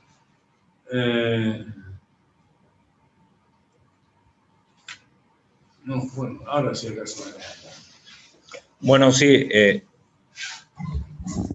Existen varias preguntas también, muchas un poco el debate entre los signos externos y las pruebas, digamos, que se aportan, que efectivamente muchos compañeros dicen que son presunciones judiciales, que son admisibles por los principios de discrecionalidad judicial y beneficio de interés del menor. Bueno, algunos preguntan en relación al artículo 217, es decir, que el actor tiene la obligación de acreditar, digamos, lo que está alegando, pero que también muchas veces se olvida que la parte demandada tiene que acreditar también o desvirtuar mediante documentos lo que está diciendo la parte apelante, ¿no? En este caso, o la actora en el procedimiento principal, que hablan muchas veces de que no se le exige el mismo rigor a la parte demandada a la hora de realizar acreditación conforme o en base al artículo 217, que en principio debería ser el mismo rigor. No sé si en esto la audiencia tiene algún criterio o Juanjo. Bueno, yo creo que la carrera de la prueba del 217 lo que establece es que el que alega una circunstancia concreta o un derecho que equivocar, que tiene la carga de acreditación. Otra cuestión distinta es la prueba diabólica, que es la que con la acreditación de hechos negativos, pero la parte demandada, limitándose a decir que no, tendría bastante. Es decir, no porque si digo que tú ganas 10.000 euros, tú no tienes que acreditar que ganas 2. Lo lógico es que se acredite, porque evidentemente no se quiere quedar uno con el culo al aire. Pero evidentemente tú llevas tu declaración de renta o tus partes de pago fraccionado o el impuesto de sociedades si ha habido distribución de beneficios, si ha habido cargas de reserva o lo que sea. Pero la parte de la tiene que acreditar o desvirtuar, o sea, lo que hace es defenderse de lo que dice el otro, pero no la carga no la tiene. Pero el problema que yo veo sobre todo es, el tema de pruebas es cuando son pruebas pues de difícil acceso a esas pruebas y que se convierten, o de hecho negativos que te están imponiendo. Entonces, ahí es donde hay más problemática. Sí, me pregunto. Ahí en el último párrafo del 217, que nos dice que para la aplicación de lo dispuesto en los apartados anteriores de este artículo, el tribunal deberá tener presente la disponibilidad y facilidad probatoria que corresponde a cada una de las partes del litigio. Entonces, la declaración de Hacienda y sus bienes y sus cosas, ¿a quién le corresponde? Pero corresponde al que tiene disponibilidad, el otro no puede hacer una pesquisa que puede afectar a todos sus derechos.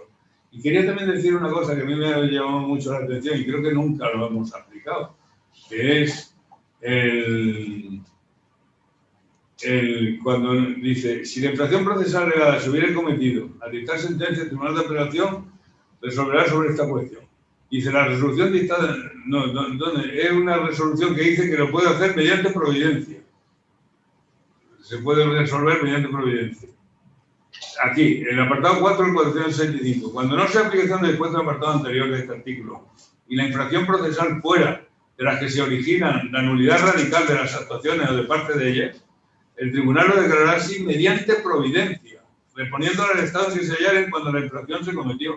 O sea, se deja efecto, siempre es, por lo que puede leer Juan José, el auto se resuelve por auto y la sentencia se resuelve por sentencia. Bueno, pues cuando se comete una infracción procesal, en el número 5, que no es la infracción procesal que se hubiera cometido al dictar sentencia en primera instancia, bueno, pues entonces, si no es en ese caso, se ha cometido antes, se ha producido una nulidad radical por una providencia, se advierte eso, se dice eso y una providencia y se le tira para atrás la sentencia y se le manda al juzgado.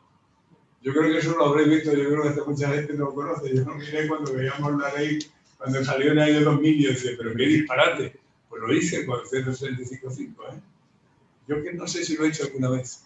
A mí me gusta mucho hacer gamberradas. Alguna gamberrada he hecho, yo Pues yo recuerdo... Terrible. Yo recuerdo cuando había que acreditar las causas de separación, que las dos partes, bueno, pues tenemos por hecho aquello del incumplimiento de la literal de las obligaciones conyugales y nos dedicamos a discutir la presión compensatoria, que era el meollo de la cuestión, claro. Y la sala nos dijo que desestimaban la demanda y que no había lugar a la separación con el divorcio, a la separación, porque tenía la ley de plazo. Y tuvimos que volver a empezar el juego, porque no se había acreditado la causa de la separación. Eso era la Santa Rota Romana con Don Mariano. Pues mira. Me pasa mucho. Oye, yo cuando empecé, yo había sala de clase civil, ¿no? Aquí en la literatura, ¿no? Y eso, aquí no tenéis ni idea. Bueno, veía los interditos, la audiencia provincial, teníamos muy buenas competencias de criminalidad. Yo me vine en el 92 precisamente porque fue cuando se subieron las competencias civiles. A mí me gustaba más el civil. Y fue entonces se iba a la territorial. Hay una territorial también. Vale, pues si queréis, mira, hago una pregunta más que viene online, le pregunto a la sala si tiene también alguna pregunta por parte de ellos y un poco ya vamos cerrando porque son las 2. Nos preguntan, yo creo que tú lo has contestado, Juanjo, que si siempre es necesario para aportar mensajes de WhatsApp o audios que estos estén autentificados por un perito. Hombre, necesario no es, pero aconsejable sí. Sí. No, sí, evidentemente sí. Normalmente, ¿qué solemos hacer? En primer lugar, lo que tú haces es, o lo que yo he recomendado siempre, es ir al notario y protocolizar lo que es los mensajes de WhatsApp y que en el acta de protocolización quede constancia que el notario está viendo ese teléfono, que saca una foto y se le apunta al acta y que esos mensajes son los que aparecen, después se transcriben. Pero es evidente que la ley te exige que tiene que haber un soporte. Pero yo creo que es más para el tema de cuando te impugnan las pruebas. Y en esa impugnación es donde tienes que acreditar precisamente eso. De hecho, si tú aportas, que en eso tenemos que tener todos mucho cuidado. Si a nosotros nos aportan una serie de documentación en el acto de la vista, por ejemplo, o en la demanda, la ves toda la documentación y no la impugnas expresamente, o bien por la forma, o bien por el contenido, porque sea fraudulento, porque se haya obtenido de forma ilícita, etcétera, esa prueba te la estás comiendo, ¿no? Bueno, de hecho, yo creo que conforme tú lo haces, o bien si pides el cotejo ante el LAG, ante la Administración de Justicia, pero en cualquier caso eso lo único que certifica es que el LAG o el notario está viendo ese mensaje y que tiene ese teléfono. No certifica ni la veracidad, ni la autenticidad, ni que haya sido modificado. En el caso, hay una resolución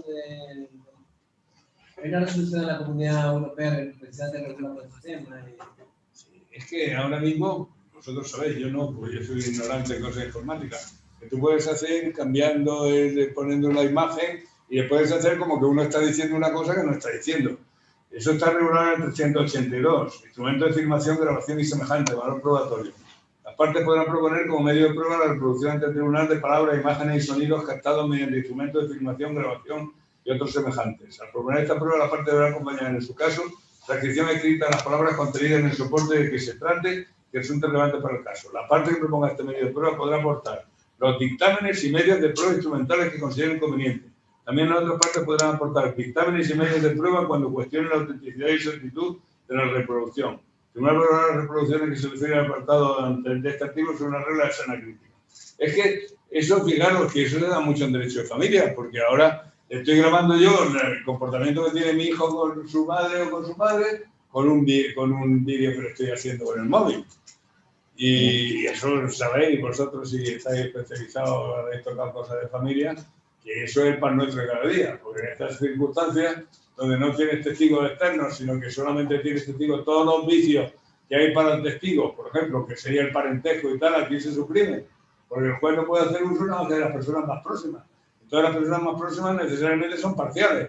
Es que todo esto del derecho de familia es una cosa que es muy especial, porque es el derecho privado, pero es el derecho público, porque los intereses que hay en conflicto hacen que se convierta más en un interés público, un derecho público que un derecho privado. Y entonces, por eso los testigos. ¿Qué testigos vas a buscar? Objetivos, impugnación, recusación del testigo, por tener parentesco, por tener interés, que toda la gente, la abuela, la madre, la vecina, la otra, son amigos de uno y de otro.